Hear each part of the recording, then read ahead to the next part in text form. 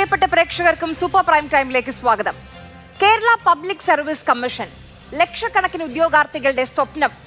ആ സ്വപ്നത്തിന് അവനും അവളും മാറ്റിവെക്കുന്ന വർഷങ്ങൾ, കഠിനാധ്വാനം എല്ലാം വെറുതെയാണോ? PSC നടത്തുന്ന ഏറ്റവും വലിയ പരീക്ഷയിൽ പോലും ക്രമക്കേടാണ്. ക്രമക്കേട് കണ്ടുപിടിച്ചിട്ട് പോലും ആഭ്യന്തര വിജിലൻസിന് കൈമാറാതെ അന്വേഷണം പരീക്ഷാ കൺട്രോളറിനെ ഏൽപ്പിച്ചു. ഏത്? അച്ചടക്ക ലംഘനം മാത്രം അന്വേഷിക്കാൻ അധികാരമുള്ള പരീക്ഷാ കൺട്രോളറിനെ. വർഷം പരമാവധി 30,000 അല്ലെങ്കിൽ 35,000 നിയമനം നടത്തുന്ന കേരള PSCയിൽ 4 ലക്ഷം രൂപ വരെ ശമ്പളം വാങ്ങുന്ന 21 മെമ്പർമാരുണ്ട്. എന്താണ് ഇവരുടെ യോഗ്യത? നേതാക്കളുടെ പെട്ടി പിടിച്ചതോ? പുറത്താക്കാൻ പറ്റുമോ? ഇല്ല. ഭരണഘടനാ സ്ഥാപനമല്ലേ. നമ്മുടെ ഭരണഘടനാ ശില്പികൾ പബ്ലിക് സർവീസ് കമ്മീഷൻ വിഭാവനം ചെയ്തപ്പോൾ ഓർത്തോ, മെറിറ്റ് അല്ല മാനദണ്ഡം, മറിച്ച് പെട്ടിപിടുത്തമാണെന്ന്. കേരള പിൻവാതിൽ കമ്മീഷനോ? നമുക്കൊപ്പം അതിഥികളായ രാഷ്ട്രീയ നിരീക്ഷകൻ Joseph C Mathew, save university forum പ്രതിനിധി RS ശശികുമാർ, ആം ആദ്മി പാർട്ടിയിൽ നിന്ന് Vinod Mathew Wilson, RTI activist KV Shaji എന്നിവരാണ് അതിഥികളായി ചേരുന്നത്. ആദ്യം Shri Joseph C Mathew, Kerala PSC നടത്തുന്ന ഏറ്റവും വലിയ പരീക്ഷയാണ് ഈ പ്ലാനിംഗ് ബോർഡ് ചീഫ്. 1.25 ലക്ഷത്തിൽ നിന്ന് തുടങ്ങുന്നു, പിന്നീട് കാറും വീടും, അങ്ങനെ നിരവധി അലവൻസുകളുണ്ട്. ആ പരീക്ഷയിൽ പോലും ക്രമക്കേട്. ആ ക്രമക്കേട് കണ്ടുപിടിക്കാൻ ഉദ്യോഗാർത്ഥികൾ വർഷങ്ങളെടുത്തു. അതിന്റെ പിന്നാലെ നടന്നിട്ടാണ് അവസാനം അതിൽ ക്രമക്കേട് നടന്നു. 10 ചോദ്യത്തിനുള്ള ഉത്തരങ്ങൾ അതിന് മാർക്ക് ഇട്ടിട്ടില്ല എന്ന് കണ്ടെത്തിയത്. എന്നിട്ട് അവസാനം എന്ത് ചെയ്തു? യോഗത്തിൽ പറഞ്ഞു ആഭ്യന്തര ഇന്റലിജൻസ് അന്വേഷിക്കുമെന്ന്, ആഭ്യന്തര വിജിലൻസ് അന്വേഷിക്കുമെന്ന്. പക്ഷേ ഉത്തരവ് വന്നപ്പോഴോ പരീക്ഷാ കൺട്രോളർക്കാണ് അതിന്റെ ചുമതല. അപ്പോൾ ഇത്രയും വലിയ ക്രമക്കേട് പുറം ലോകം അറിഞ്ഞിട്ട് പോലും അതിനെ മറച്ചു വെക്കാൻ കഴിയുന്നുണ്ടെങ്കിൽ PSCക്ക് ഇനി എന്താണ് വിശ്വാസ്യത?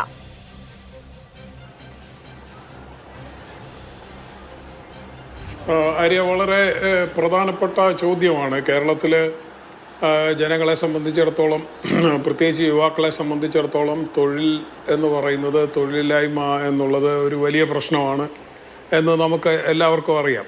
അവരെ സംബന്ധിച്ച് സർക്കാർ ജോലി, PSC പരീക്ഷ, അതിനുവേണ്ടിയുള്ള തയ്യാറെടുപ്പുകൾ, ഇതൊക്കെ അവരുടെ ജീവിതത്തിൻ്റെ ഒരു സിംഹഭാഗം എടുക്കുന്ന വലിയ ശ്രമകരമായ കാര്യങ്ങളാണ്. അപ്പോൾ അങ്ങനെ വളരെ അപൂർവം പേർക്ക്, എഴുതുന്നതിൽ വളരെ ചെറിയൊരു ശതമാനത്തിന് മാത്രം ലഭിക്കുന്ന തൊഴിലിന് വേണ്ടി അവരെല്ലാം പരിശ്രമിച്ചു കൊണ്ടിരിക്കുന്ന ഒരു സമയം. ഇത് താരതമ്യേന ഭേദപ്പെട്ട രീതിയിൽ അതിൻ്റെ മെറിറ്റിൻ്റെ അടിസ്ഥാനത്തിൽ തൊഴിൽ ലഭിക്കാൻ ഇടയാകുന്ന തരത്തിലൊരു സംവിധാനം, കുറ്റമറ്റ ഭരണഘടന വിഭാവനം ചെയ്തിട്ടുള്ള ഒരു സംവിധാനം നമ്മൾ നടത്തുന്ന സംസ്ഥാനമാണ് എന്ന് നമ്മൾ അഭിമാനിച്ചു കൊണ്ടിരിക്കുകയും ചെയ്യുകയാണ് ഇപ്പോഴും. ഇതിൽ നിയമനത്തിൻ്റെ വിഷയം, യഥാർത്ഥത്തിൽ ഇത് നിയമനത്തിനുള്ള ഒരു ബോഡിയാണ്. നിയമനത്തിൻ്റെ വിഷയം നമ്മൾ പരിശോധിക്കുമ്പോൾ PSCയെ അവിടെ നിർത്തിക്കൊണ്ട് മറ്റ് രീതിയിൽ നിയമനം നടത്താനുള്ള ഒരുപാട് ശ്രമം നമ്മുടെ ഇവിടുത്തെ രാഷ്ട്രീയ എക്സിക്യൂട്ടീവ് കുറേ നാളുകളായി നടത്തിക്കൊണ്ടിരിക്കുകയാണ്. ഇപ്പോൾ ഉദാഹരണത്തിന് public sector selection and research board എന്നൊക്കെ പറഞ്ഞ് ഇപ്പോൾ ഇൻഡസ്ട്രീസ് വകുപ്പിൻ്റെയൊക്കെ കീഴിൽ നിന്ന് വന്നതാണ്. അവർ പറയുന്ന PSCക്ക് വിട്ടിട്ടില്ലാത്ത നിയമനങ്ങൾ ഇതുവഴി നടത്തും, അപ്പോൾ അതിന് ഒരു വ്യവസ്ഥ ഉണ്ടാവും എന്നാണ്. അപ്പോൾ ഈ ഭരണഘടനാ സ്ഥാപനമായിട്ടുള്ള PSC ഉണ്ട്. PSCക്ക് എന്താണ് വിടാൻ തടസ്സം എന്ന് ചോദിച്ചു കഴിഞ്ഞാൽ അതിന് പ്രത്യേകിച്ച് തടസ്സമൊന്നുമില്ല, പക്ഷെ വിട്ടിട്ടില്ല. അപ്പോൾ എന്നിട്ട് വേറൊരു ബോഡി അപ്പുറത്ത് ഉണ്ടാക്കുകയാണ് ചെയ്തത്. താൽക്കാലിക നിയമനങ്ങൾക്ക് എംപ്ലോയ്മെൻറ്റ് എക്സ്ചേഞ്ചിൽ നിന്ന് എടുക്കണമെന്ന് പറയുന്നു, അതെല്ലാം കാറ്റിൽ പറത്തുകയാണ്. എന്നിട്ട് അങ്ങനെ നിയമിച്ച് കുറച്ച് കഴിയുമ്പോൾ മനുഷ്യത്വ പ്രശ്നമൊക്കെ പറഞ്ഞുകൊണ്ട് അത് സ്ഥിരപ്പെടുത്തി കൊടുക്കുക. അത് നമ്മൾ പലപ്പോൾ ചർച്ച ചെയ്തിട്ടുള്ളതാണ്. ഇനി അതുകൂടാതെ CMD കേരള എന്നൊക്കെ പറഞ്ഞ് ഒരു സ്ഥാപനം ഉണ്ടാക്കി പാരലലായിട്ടുള്ള ഒരു റിക്രൂട്ട്മെൻറ്റ് നടത്തുന്ന ഒരുപാട് സംവിധാനങ്ങൾ. ഇപ്പോൾ ഉദാഹരണത്തിന് KSRTCയിലൊക്കെ ഇപ്പം സ്വിഫ്റ്റിൻ്റെ ഡ്രൈവർ, കണ്ടക്ടർ, ഇതെല്ലാം ഒരു ലിസ്റ്റ് തന്നെ ഈ CMD കേരള എന്ന് പറയുന്ന സ്ഥാപനം പബ്ലിഷ് ചെയ്തിരിക്കുകയാണ്. പേരൊക്കെ കേൾക്കുമ്പോൾ നമ്മൾ വിചാരിക്കും ഏതോ ഗവൺമെൻറ് സ്ഥാപനമാണെന്നല്ല. അപ്പോൾ അങ്ങനെ പല രീതിയിൽ നിയമനങ്ങളിൽ ഇടപെടലും താല്പര്യമുള്ളവർക്ക് നിയമനങ്ങൾ നൽകാൻ വേണ്ടിയുള്ള അഴിമതിയും ഒക്കെ സംസ്ഥാനത്ത് നടന്നുകൊണ്ടിരിക്കുന്നുണ്ട്. ഇതൊക്കെ ഉള്ളപ്പോഴും PSCക്ക് വിടുകയും PSC നടത്തിക്കൊണ്ടിരിക്കുന്ന പരീക്ഷകളിൽ ഒരു വിശ്വാസ്യത കേരളത്തിലെ ജനത്തിനുണ്ടായിരുന്നു. PSC ആണ് അതിന് വിടുകയാണ് വേണ്ടത് എന്നാണ് നമ്മൾ വാദിച്ചുകൊണ്ടിരുന്നത്. അതിന് ഒരു അപവാദം എന്ന് പറയാവുന്നത് ഇടയ്ക്ക് വന്ന പരീക്ഷ ആൾമാറാട്ടം അങ്ങനത്തെ അത് നമ്മൾ ചർച്ച ചെയ്തതാണ്. പക്ഷെ അതിൽ പോലും PSCയുടെ സംവിധാനമല്ല, പുറത്ത് പരീക്ഷ നടത്തിപ്പിൽ PSCയെ സഹായിക്കേണ്ട ചുമതല ഈ സംസ്ഥാനത്തെ ലോ ആൻഡ് ഓർഡർ പോലെ പുറത്തുള്ള എക്സിക്യൂട്ടീവിൻ്റെ ജോലിയാണ് എന്നുള്ളിടത്ത് അവിടെയും PSCയെ ഒരു പരിധി വരെ നമ്മൾ സംരക്ഷിക്കുകയും അത് PSCയുടെ കുഴപ്പമല്ല എന്ന് പറയുകയും ചെയ്തിരുന്നുവെങ്കിൽ ഇപ്പോൾ വന്നിരിക്കുന്ന ഈ വിവാദങ്ങളിൽ പ്രധാനമായി സംഭവിച്ചിരിക്കുന്നത് ഈ PSC എന്ന് പറയുന്ന സംവിധാനം തന്നെ അങ്ങേയറ്റം കുറ്റകരമായി പ്രവർത്തിക്കുന്ന ഒന്നാണെന്നുള്ളതിൻ്റെ തെളിവുകളാണ് അനുദിനം പുറത്തു വന്നുകൊണ്ടിരിക്കുന്നത്. ഇപ്പോൾ ഒരു പരീക്ഷാ സംവിധാനത്തെക്കുറിച്ചാണ് നമ്മൾ സംസാരിച്ചത്. ഇപ്പോൾ ആര്യ ചൂണ്ടിക്കാണിച്ച കാര്യം, ഒരു പ്രധാനപ്പെട്ട തസ്തിക, വളരെ ഉയർന്ന വേതനം ലഭിക്കുന്ന ഒരു തസ്തിക, താരതമ്യേന PSC മറ്റ് തസ്തികകളിലേക്ക് നടത്തുന്നതിനേക്കാൾ കുറവ് മത്സരാർത്ഥികൾ പരീക്ഷാർത്ഥികളുള്ള ഒരു പരീക്ഷ. വെറും 228 പരീക്ഷാർത്ഥികളാണ് ഉണ്ടായിരുന്നത്. 228 പേർ മാത്രം പങ്കെടുക്കുന്ന പരീക്ഷയിൽ പോലുമാണ് ഈ ക്രമക്കേട്. അപ്പോൾ ബാക്കിയുള്ള അതിനേക്കാൾ കൂടുതൽ ആയിരങ്ങൾ 10,000 എഴുതുന്ന പരീക്ഷ ഉണ്ടല്ലോ. ഞാൻ പറഞ്ഞ അതാണ്, ഈ 228 പേർ നടത്തിയ ഒരു പരീക്ഷാ സംവിധാനം കുറ്റമറ്റതായി നടത്താൻ കഴിയില്ലെങ്കിൽ ലക്ഷക്കണക്കിന് ആൾക്കാർ എഴുതുന്ന പരീക്ഷാ സമ്പ്രദായം എങ്ങനെ കുറ്റമറ്റതായി ഇവർക്ക് നടത്താൻ കഴിയും? ഈ 228 പേർ എഴുതിയ പരീക്ഷ ആയതുകൊണ്ടാണ് നമുക്കിത് വളരെ പ്രകടമായി ഇതിൽ ഇങ്ങനെ ഒരു വലിയ വീഴ്ച വന്നിരിക്കുന്നു എന്ന് നമുക്ക് കണ്ടെത്താൻ കഴിയുന്നു. ഞാൻ പറയുന്നത്, ആ പരീക്ഷ 228 പേർക്ക് പരീക്ഷ നടത്തുന്നു, 100 മാർക്കിൻ്റെ ചോദ്യപേപ്പർ ഇടുന്നു, അതിൽ 58 മാർക്കിൻ്റെ വാല്യുവേഷൻ നടക്കുന്നില്ല, ഒരാൾക്കും നടക്കുന്നില്ല. എന്നാൽ പിന്നെ ഇവർക്ക് 42 മാർക്കിൻ്റെ ചോദ്യം ഇട്ടാൽ പോരായിരുന്നു. അപ്പോൾ ഈ 42 മാർക്കിൻ്റെ ചോദ്യം മാത്രം വാല്യൂ ചെയ്തിട്ട് ഇവർ റിസൾട്ട് പ്രസിദ്ധീകരിക്കുന്നു. ഇത് ആരും കണ്ടെത്തുന്നില്ല. അതിന് പറയുന്നത് പുതിയ സോഫ്റ്റ്വെയറോ ഏതാണ്ടൊക്കെ ന്യായങ്ങൾ പറയുകയാണ്. എന്ത് ന്യായം പറഞ്ഞാലാണ് അതിനെ മറച്ചു വെക്കാൻ കഴിയാമെന്ന് എനിക്കറിയില്ല. പക്ഷെ പോട്ടെ, റിസൾട്ട് പ്രസിദ്ധീകരിക്കുന്നു. സാധാരണ റിസൾട്ട് പ്രസിദ്ധീകരിക്കുമ്പോൾ മത്സരാർത്ഥികൾ അവരുടെ ഡേറ്റ് ഓഫ് ബർത്തിനോടൊപ്പം നിങ്ങൾ മത്സരാർത്ഥികളുടെ മാർക്കും കൂടി പ്രസിദ്ധീകരിക്കാറുണ്ട് PSC. അപ്പോൾ അത് ഈ വലിയ ബാഹുല്യത്തിൽ ഉള്ള ആൾക്കാരെ നടത്തും. അതാണ് അവരുടെ രീതി. പക്ഷേ ഇവിടെ മാർക്ക് പ്രസിദ്ധീകരിച്ചിട്ടില്ല. എന്തുകൊണ്ടാണ് മാർക്ക് പ്രസിദ്ധീകരിക്കാതിരുന്നത്? ഈ 100-ൽ ഹയസ്റ്റ് മാർക്ക് കിട്ടിയ ആളിന് എത്ര കിട്ടാം? 42-ൽ കിട്ടിയാൽ മുഴുവൻ മാർക്കും കിട്ടിയാൽ 42 കിട്ടൂ എന്ന് പറഞ്ഞാൽ പാസ് മാർക്ക് പോലും ഇല്ലാത്തവരാണ് ഈ വന്നിട്ടുള്ളത്. ഇത് പ്രസിദ്ധീകരിക്കേണ്ടെന്ന് തീരുമാനിക്കുന്നിടം മുതൽ ഇവർക്ക് വേറെ സാങ്കേതിക കാര്യങ്ങളൊന്നും പറഞ്ഞ് ഇതിൽ നിന്ന് ഒഴിയാൻ കഴിയില്ല. അവിടെ വെച്ചെങ്കിലും ഇത് തിരിച്ചറിഞ്ഞിട്ട് മാർക്കില്ലാതെ ഈ ലിസ്റ്റ് പ്രസിദ്ധീകരിക്കുന്നു. മാർക്കില്ലാതെ എങ്ങനെയാണ് ഒരു ലിസ്റ്റ് വന്നതെന്ന് ദൈനംദിനം PSCയുടെ കാര്യങ്ങൾ കൈകാര്യം ചെയ്യുകയും നാളിതുവരെ പ്രസിദ്ധീകരിച്ച ലിസ്റ്റുകളിൽ ഇല്ലാത്ത ഒരു അസ്വാഭാവികത ഇവിടെ വന്നിരിക്കുന്നു എന്നുള്ളത് തിരിച്ചറിയുകയും ചെയ്യാതിരിക്കുന്നവരാണ് അവിടുത്തെ ഈ ഉദ്യോഗസ്ഥരെല്ലാമെങ്കിൽ, അവിടുത്തെ മെമ്പർമാരുൾപ്പെടെ അവിടെ ചുമതലപ്പെടുത്തിയ പൊളിറ്റിക്കൽ അപ്പോയിൻറ്റീസ് ഉൾപ്പെടെ ഉത്തരവാദിത്തപ്പെട്ടവരെങ്കിൽ അവർ പിന്നീട് ആ ഒറ്റ കാരണം കൊണ്ട് തന്നെ ആ സ്ഥാനത്ത് തുടരാൻ അർഹരല്ല. ഇതിന് ശേഷം ഈ ഉദ്യോഗാർത്ഥികളിൽ നിന്ന് പരാതി വരുന്നു. നമ്മളത് പലപ്പോൾ ചർച്ച ചെയ്തുകൊണ്ട് ഞാൻ മുഴുവൻ ആവർത്തിക്കുന്നില്ല. പരാതി വന്ന് അതവിടെ ചെല്ലുന്നു, വിവരാവകാശ നിയമപ്രകാരം ചെല്ലുന്നു. ഇതിനെ മറച്ചു വെക്കാനാണ് പിന്നീടുള്ള ശ്രമങ്ങൾ മുഴുവൻ. ഇതിൽ യാതൊരു തരത്തിലുള്ള നടപടിയും എടുക്കുന്നില്ല. അപ്പോൾ ഇത് പല ഘട്ടങ്ങളിൽ ഞാൻ പറഞ്ഞത്, പ്രസിദ്ധീകരിക്കുന്നതിന് മുമ്പ് തൊട്ട് തന്നെ ആദ്യം സംഭവിച്ചത് ഒരു അബദ്ധമാണെങ്കിൽ, ഒരു സാങ്കേതികമായിട്ടുള്ള ഒരു പിഴവാണ്, അതിൽ മാനുഷികമായ ഇടപെടലുകളൊന്നുമില്ല, വേറെ രാഷ്ട്രീയ ചായവോ കള്ളത്തരമോ ഒന്നുമില്ല എങ്കിൽ അത് അവിടെ വെച്ച് കറക്റ്റ് ചെയ്യപ്പെടേണ്ടതാണ്. അവിടെ വെച്ച് കറക്റ്റ് ചെയ്യപ്പെടാതെ ഇരിക്കുന്നു എന്ന് മാത്രമല്ല, ആവർത്തിച്ച് ചൂണ്ടിക്കാണിക്കുമ്പോഴും ഇതിനെ മറച്ചു വെക്കാനാണ് ശ്രമിക്കുന്നത്. ഏറ്റവും അവസാനം നിങ്ങൾ ചൂണ്ടിക്കാണിച്ചതുപോലെ ഇതിൻ്റെ അന്വേഷണത്തിൻ്റെ കാര്യം വരെ, അന്വേഷിക്കുന്ന കാര്യത്തിൽ ആദ്യം പുറത്തുള്ള വിജിലൻസിന് കൊടുക്കാൻ തീരുമാനിക്കുമ്പോൾ ബോർഡ് അംഗങ്ങളോടെല്ലാം അങ്ങനെയല്ല, ആഭ്യന്തര വിജിലൻസ് ഉള്ളപ്പോൾ എന്തിനാണ് പുറത്തു കൊടുക്കുന്നതെന്ന് പറഞ്ഞ് ആഭ്യന്തര വിജിലൻസിന് വിടാൻ ബോർഡ് കൂടി തീരുമാനമെടുത്ത ശേഷം, അത് പത്രക്കുറിപ്പിലൂടെ പറഞ്ഞ ശേഷം പിന്നീട് അത് പരീക്ഷാ കൺട്രോളർ അന്വേഷിക്കാം എന്ന് പറയുന്നതിൻ്റെ കാര്യം, ഇതിലെ പ്രധാനപ്പെട്ട ഉത്തരവാദികൾ നമ്മൾ PSCയിൽ അന്വേഷിച്ചാൽ അറിയാം, ഇത്തരം കാര്യങ്ങൾ കൈകാര്യം ചെയ്യുന്നത് ചെയർമാനും പരീക്ഷാ കൺട്രോളറും കൂടിയിട്ടാണ്. എനിക്ക് അദ്ദേഹത്തെ വ്യക്തിപരമായിട്ടും അറിയാവുന്നതാണ്. ഞാൻ വ്യക്തിപരമായ ആക്ഷേപമൊന്നും ഉന്നയിക്കുകയല്ല ചെയർമാൻ്റെ കാര്യത്തിൽ. ഞാൻ പറയുന്നത് പക്ഷേ ഇവിടെയുള്ള ഈ കുറ്റകരമായ കൃത്യം, ഇതിൽ പിഴവ് പറ്റിയത്, ഏറ്റവും പ്രധാനമായി പറ്റിയത് ചെയർമാനും പരീക്ഷ കൺട്രോളർക്കുമാണ്. അവർ പരസ്പരം ഇത് ഒളിപ്പിക്കാൻ തീരുമാനിച്ചുകൊണ്ട് പരീക്ഷ കൺട്രോളർ അന്വേഷിക്കാമെന്ന് തീരുമാനിക്കുന്നിടം മുതൽ തീരുമാനിക്കുകയും കൂടി ചെയ്യുന്നതോടുകൂടി ഇതിനെ എല്ലാ രീതിയിലും കുഴിച്ചു മൂടാനായിട്ടുള്ള ശ്രമമാണ്. അത് ഒരു തരത്തിലും ചെയ്യാൻ അവർക്ക് അർഹതയില്ല. ശരി, അപ്പൊ ഇങ്ങനെ ഞാൻ താങ്കളിലേക്ക് തിരിച്ചു വരാം. ശ്രീ RS ശശികുമാർ, ഇതിപ്പോൾ ഒരു പരീക്ഷ മാത്രമല്ല, DYSP പരീക്ഷയുമായി ബന്ധപ്പെട്ട്, KS ബന്ധപ്പെട്ട്, അതോടൊപ്പം തന്നെ അസിസ്റ്റന്റ് ഇൻഫർമേഷൻ ഓഫീസറുമായി ബന്ധപ്പെട്ടൊക്കെ പരാതികളുണ്ട്, ക്രമക്കേടുകളുണ്ട്. അപ്പം പുതിയ സർക്കാർ വന്നവർക്ക് ഏറ്റവും കൂടുതൽ പരാതികൾ ഈ PSC നിയമനവുമായി ബന്ധപ്പെട്ടാണ്. ഈ ലിസ്റ്റിൽ 1ാം റാങ്ക് വന്ന കുട്ടികൾക്ക്, ഉദ്യോഗാർത്ഥികൾക്ക് പോലും നിയമനം കിട്ടുന്നില്ല. അവിടെ സുപ്രീം കോടതിയുടെ ഉത്തരവുണ്ട്, ലിസ്റ്റ് ആക്റ്റീവ് ആണെങ്കിൽ അതിൽ നിന്ന് വേണം കരാർ നിയമനമെന്ന്. പക്ഷെ അതുപോലും പാലിക്കപ്പെടുന്നില്ല. എന്തുകൊണ്ടായിരിക്കും ഇങ്ങനെ PSC ഒരു ചോദ്യം ചെയ്യപ്പെടാത്ത വെള്ളാനയായി മാറിയത്? അല്ല, PSCയെ നമ്മളൊരു വിശുദ്ധ പശുവായിട്ടാണ് കണ്ടിട്ടുള്ളത്. നമ്മളെല്ലാവരും പറയുന്നത് നിയമനങ്ങൾ PSCക്ക് വിടണമെന്നുള്ളതാണ്. കാരണം PSC എന്ന് പറഞ്ഞാൽ നമ്മുടെ ജുഡീഷ്യറിക്ക് തുല്യമായ ഒരു ബോഡിയായിട്ടാണ് ഇന്നലെ വരെ കണ്ടിട്ടുള്ളത്.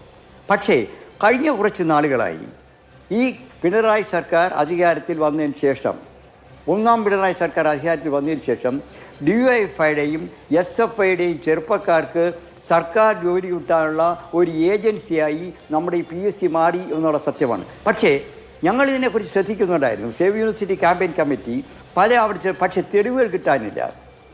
കാരണം PSC എന്ന് പറയുന്ന ഒരു വെള്ളാനയാണ്.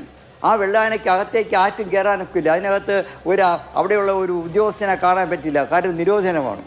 അത്രത്തോളം സീക്രറ്റ്സ് കൊണ്ട് അവിടെ നടക്കുന്നതൊക്കെ സത്യസന്ധമാണെന്ന് പുറമേ വരുത്തി വെച്ചതിന് ശേഷം ഏറ്റവും വലിയ തട്ടിപ്പ് നടക്കുന്ന ഒരു സ്ഥാപനമാണ് പബ്ലിക് സർവീസ്. ഞങ്ങൾക്ക് തെളിവുകൾ കിട്ടിക്കൊണ്ടിരിക്കുകയാണ്. ഈ അടുത്ത കാലത്ത് ഈ PSC മെമ്പർമാർ ഏറ്റവും വലിയ ഉയർന്ന നമുക്ക് ആർക്കും ഹൈക്കോടതി ജഡ്ജിയേക്കാളും ശമ്പളം വാങ്ങുന്ന ഉദ്യോഗസ്ഥന്മാരെ പോസ്റ്റ് എന്ന് പറഞ്ഞാൽ നമുക്കറിയാമല്ലോ PSC മെമ്പർമാരുടെ അവസ്ഥ. 4 ലക്ഷം രൂപ ഗവർണറെക്കാളും ശമ്പളം പറ്റുന്ന 6 വർഷത്തേക്ക് നിയമിക്കുന്ന, 6 വർഷം കഴിയുമ്പോഴത്തേക്ക് 1.5 ലക്ഷം രൂപ പെൻഷൻ വാങ്ങിക്കുന്ന പുതിയ PSC മെമ്പേഴ്സിൻ്റെ ക്വാളിറ്റി ഞങ്ങൾ പരിശോധിച്ചു. ആ പരിശോധിച്ചപ്പോഴാണ് ഞെട്ടിപ്പിക്കുന്ന സത്യങ്ങൾ മനസ്സിലായത്. പാർട്ടി പ്രവർത്തകരായി ഇന്നലെ വരെ നടന്നവർ PSCയിലേക്ക് എത്തിക്കഴിഞ്ഞപ്പോഴാണ് ഈ PSCക്ക് ദുര്യോഗം ഉണ്ടായത്.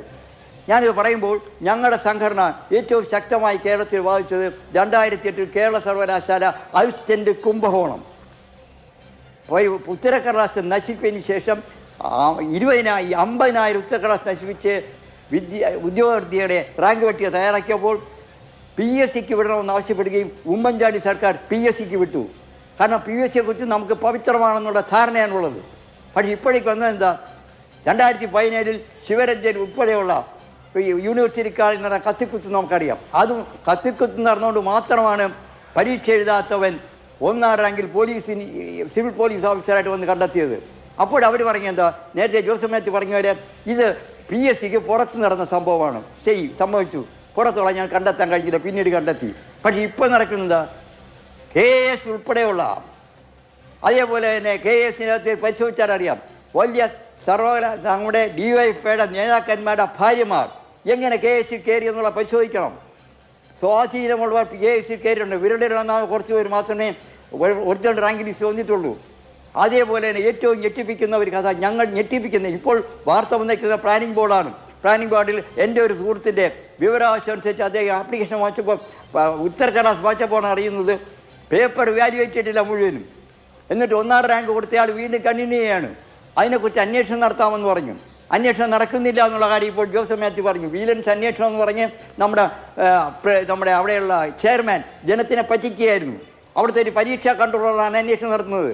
അവിടുത്തെ പോലീസ് ഓഫീസർമാർ അന്വേഷണം നടത്തിയാൽ ചിലപ്പോൾ നമ്മുടെ ചെയർമാൻ തന്നെ കുടുങ്ങിപ്പോകും എന്നുള്ളതുകൊണ്ടാണ് സബോർഡിനേറ്റ് ഓഫീസറായ പരീക്ഷാ കൺട്രോളർ ഏൽപ്പിച്ചത്. അതുമല്ല, ഏറ്റവും ഞെട്ടിപ്പിക്കുന്നത് നമ്മുടെ ഫിഷറീസ് ഡിപ്പാർട്ട്മെൻറ്റ് നടന്ന ഫിഷറീസ് എക്സ്റ്റൻഷൻ ഓഫീസർമാർ അതിൻ്റെ ടെസ്റ്റ് കഴിഞ്ഞ് റാങ്ക് വെട്ടി വന്നപ്പോൾ 6000 പേർ പരീക്ഷ എഴുതി. കേരള യൂണിവേഴ്സിറ്റി അക്വാട്ടിക് ബയോളജിയിലെയും മറൈൻ നമ്മുടെ കുസാറ്റിൻ്റെ മറൈൻ്റെയും ഫിഷറീസിലെയും വിദ്യാർത്ഥികൾ പരീക്ഷ എഴുതിയപ്പോൾ 44 പേരെ നിയമിച്ച 38 പേർ കുഫോസിൽ പഠിച്ച വിദ്യാർത്ഥികളാണ്. SFIയുടെ നേതാക്കന്മാരാണ്. ഒരു ദിവസം പോലും ക്ലാസ്സിൽ കയറാത്ത കുട്ടികൾക്ക് ഉയർന്ന റാങ്ക് കൊടുത്ത് അവരിന്ന് എക്സ്റ്റൻഷൻ ഓഫീസർമാരാണ്, ഗസറ്റഡ് പോസ്റ്റിലാണ്.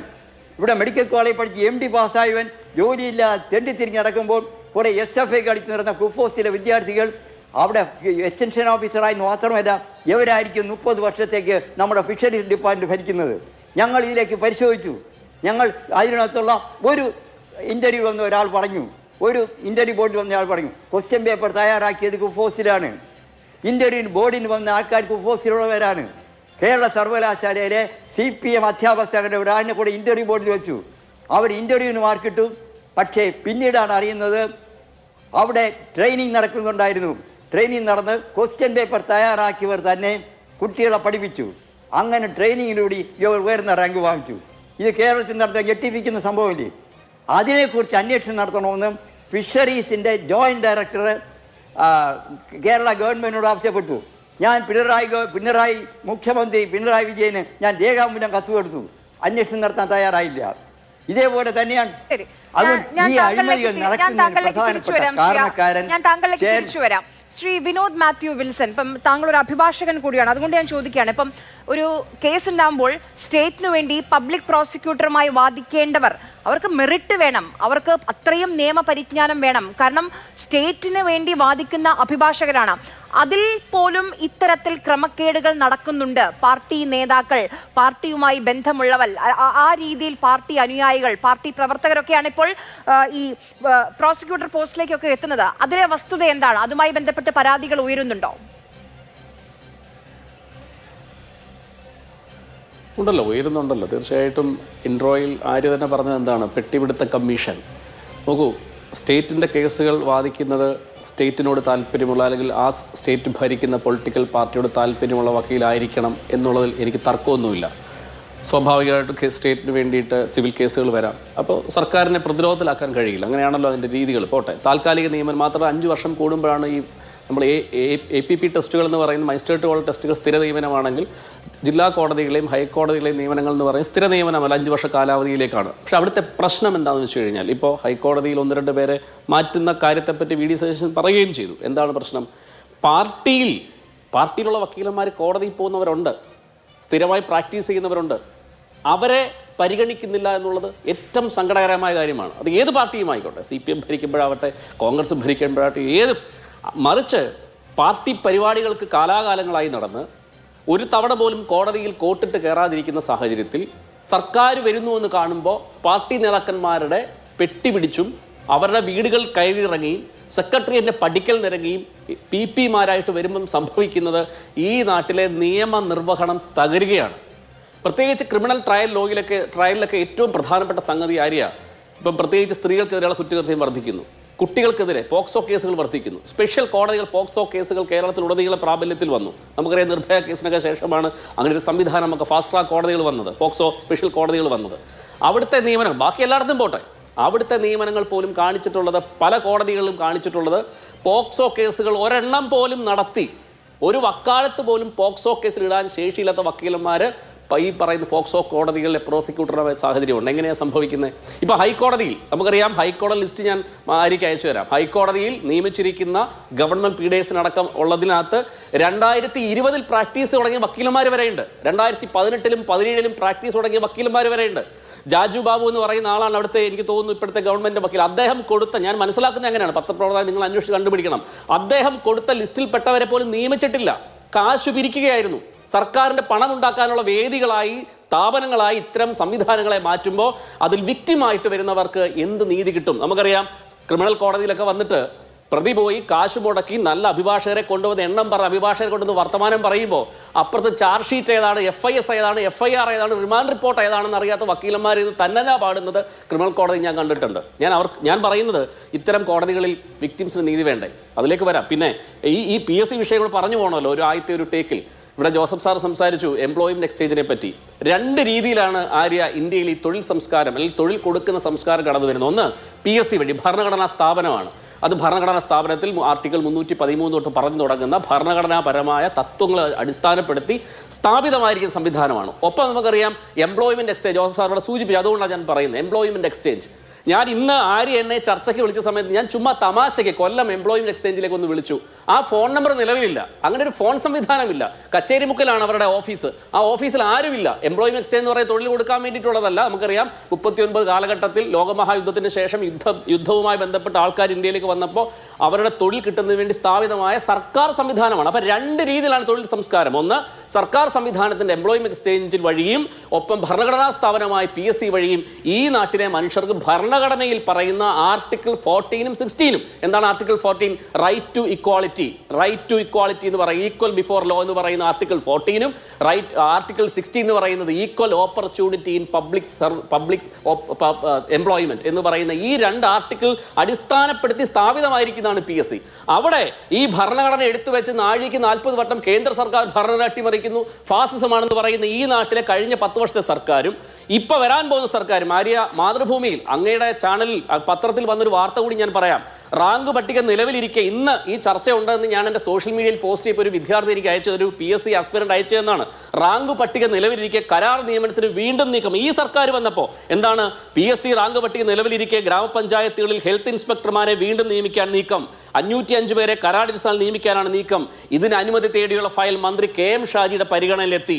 2025 ജൂൺ 26 ഉത്തരവ് പ്രകാരം നിയമിച്ച 505 പേരുടെ കാലാവധി അവസാനിച്ചതോടെയാണ് വീണ്ടും കരാർ നിയമനത്തിന് അനുമതി തേടിയുള്ള ഫയൽ മന്ത്രിയുടെ ഓഫീസിലെത്തിയത്. ഇത് നിയമിക്കില്ലേ? അപ്പൊ കാലാകാലങ്ങളായി ഇടതും വലതും ഒക്കെ മാറി വന്നവർ ചെയ്തുകൊണ്ടിരിക്കുന്നത് ഈ പിൻവാതിൽ നിയമനമാണ്. ഇത് നമുക്കറിയാം 2006 സുപ്രീം കോടതിയിൽ Umadevi versus state of Karnataka എന്ന് പറയുന്ന ലാൻഡ്മാർക്ക് ജഡ്ജ്മെന്റിൽ ആ കോടതി പറഞ്ഞത് ഏറ്റവും മനോഹരമായ കാര്യം എന്താ അറിയാമോ?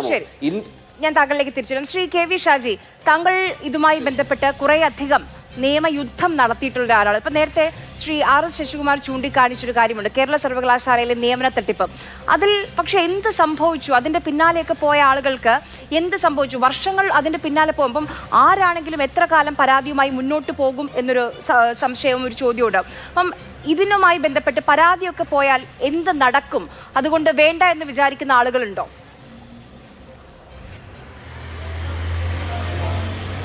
എൻ്റെ ഒരു വിവരാവകാശ പ്രവർത്തകൻ എന്നുള്ള രീതിയിൽ എൻ്റെ വ്യക്തിപരമായ അനുഭവം ഇത്തരം പരാതികളിൽ യാതൊരു തരത്തിലുള്ള നടപടികളും ഉണ്ടാവില്ല എന്ന് തന്നെയാണ്. കാരണം ഇതൊരു കൂട്ട് കൃഷിയാണ്. എല്ലാ രാഷ്ട്രീയ പാർട്ടികളും ചേർന്ന് നടത്തുന്ന ഒരു കൂട്ടുകൃഷിയാണ് ഇതുവരെ നടന്നു വന്നിരുന്നത്.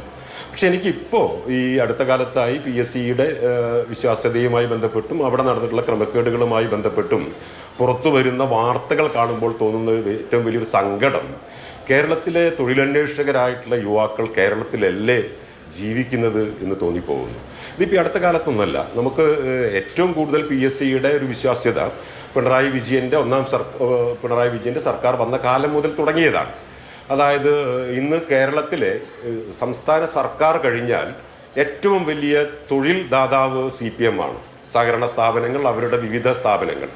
അതുപോലെ തന്നെ PSCയെയും അവരുടെ വേണ്ടപ്പെട്ട ആളുകളുടെ റിക്രൂട്ട് ചെയ്യുന്ന റിക്രൂട്ട്മെന്റ് ഏജൻസിയായി PSC മാറിയെന്ന് ഇപ്പോൾ ഈ വിവാദങ്ങൾ വരുന്ന സമയത്തല്ല, അതിനു മുമ്പും നിരവധി ഉദാഹരണങ്ങളുണ്ട്. 2019 തിരുവനന്തപുരം യൂണിവേഴ്സിറ്റി കോളേജിൽ ഒരു കുത്തുകേസിൽ അഖിൽ എന്ന് പറയുന്ന ഒരു വിദ്യാർത്ഥിയെ കുത്തി കൊലപ്പെടുത്താൻ ശ്രമിച്ച ഒരു കേസിൽ, ആ കേസിലെ പ്രതിയായിട്ടുള്ള ശിവരഞ്ജിത്ത്, അതുപോലെ തന്നെ നസീം എന്ന് പറയുന്ന പ്രതികൾ, അതിൽ ശിവരഞ്ജിത്തിൻ്റെ വീട്ടിൽ അദ്ദേഹത്തെ അറസ്റ്റ് ചെയ്യുന്നതിന് വേണ്ടി, അദ്ദേഹം അബ്സ്കോണ്ടിങ് ആയ സമയത്ത് അദ്ദേഹത്തിനെ അറസ്റ്റ് ചെയ്യുന്നതിന് വീട്ടിൽ പരിശോധന നടത്തിയപ്പോൾ അവിടെ നിന്ന് PSCയുടെ ഉത്തരക്കടലാസുകൾ കണ്ടെത്തി. പിന്നീട് നമ്മൾ അന്വേഷണത്തിൽ ക്രൈംബ്രാഞ്ചാണ് ആ കേസ് അന്വേഷിച്ചത്. പിന്നീട് കണ്ടെത്തുന്നത് ഈ ഉത്തരക്കടലാസ് കണ്ടെത്തിയത് അതിനു മുമ്പ്, ഈ കേസ് വരുന്നതിന് മുമ്പ് PSC നടത്തിയിട്ടുള്ള സിവിൽ പോലീസ് ഓഫീസർ PSC പരീക്ഷയുടെ ഉത്തരക്കടലാസാണ് കണ്ടെത്തിയത്. പിന്നീട് നമ്മൾ പരിശോധിക്കുന്ന സമയത്ത് കേരളം കണ്ടതാണത്. അതിലെ റാങ്ക് പട്ടികയിൽ 1ാം റാങ്കുകാരനായിരുന്നു ശിവരഞ്ജിത്ത്. ഞാൻ മനസ്സിലാക്കിയോടത്തോളം നാസിം എന്ന് പറയുന്ന കക്ഷി, അതായത് ഇതിലെ പ്രതിയായിട്ടുള്ള ആള് 28ാം റാങ്കുകാരനാണ്. അപ്പോൾ ഇത് വളരെ പ്രകടമാണ്. മുമ്പൊക്കെ PSCയിൽ നടന്നിരുന്ന ഏറ്റവും വലിയ അഴിമതി എന്ന് പറയുന്നത്, പരീക്ഷ എഴുതി മാർക്കൊക്കെ കിട്ടും, അത് കഴിഞ്ഞാൽ ആകെ കൂടി PSCയിൽ നടത്താൻ പറ്റിയിരുന്ന ഒരു അഴിമതി എന്ന് പറയുന്നത് PSC നടത്തുന്ന ഇൻ്റർവ്യൂയിൽ PSC അംഗങ്ങൾക്ക് ഒരു 15 മാർക്ക് അവർക്ക് നൽകാൻ സാധിക്കും. ആ ഒരു 15 മാർക്ക് വെച്ചിട്ടായിരുന്നു പിണറായി സർക്കാർ, ഒന്നാം സർക്കാർ വരുന്നതിന് മുമ്പ് വരെ PSCയിൽ നടന്നിരുന്ന പരമാവധി അഴിമതി എന്ന് പറയുന്നത് അതായിരുന്നു. ഇന്റർവ്യൂവിൽ പങ്കെടുക്കുന്ന PSC അംഗങ്ങൾക്ക് ഒരു പരമാവധി വേണ്ടപ്പെട്ട ആളുകളുടെ ലിസ്റ്റ് കൊടുക്കുന്നു.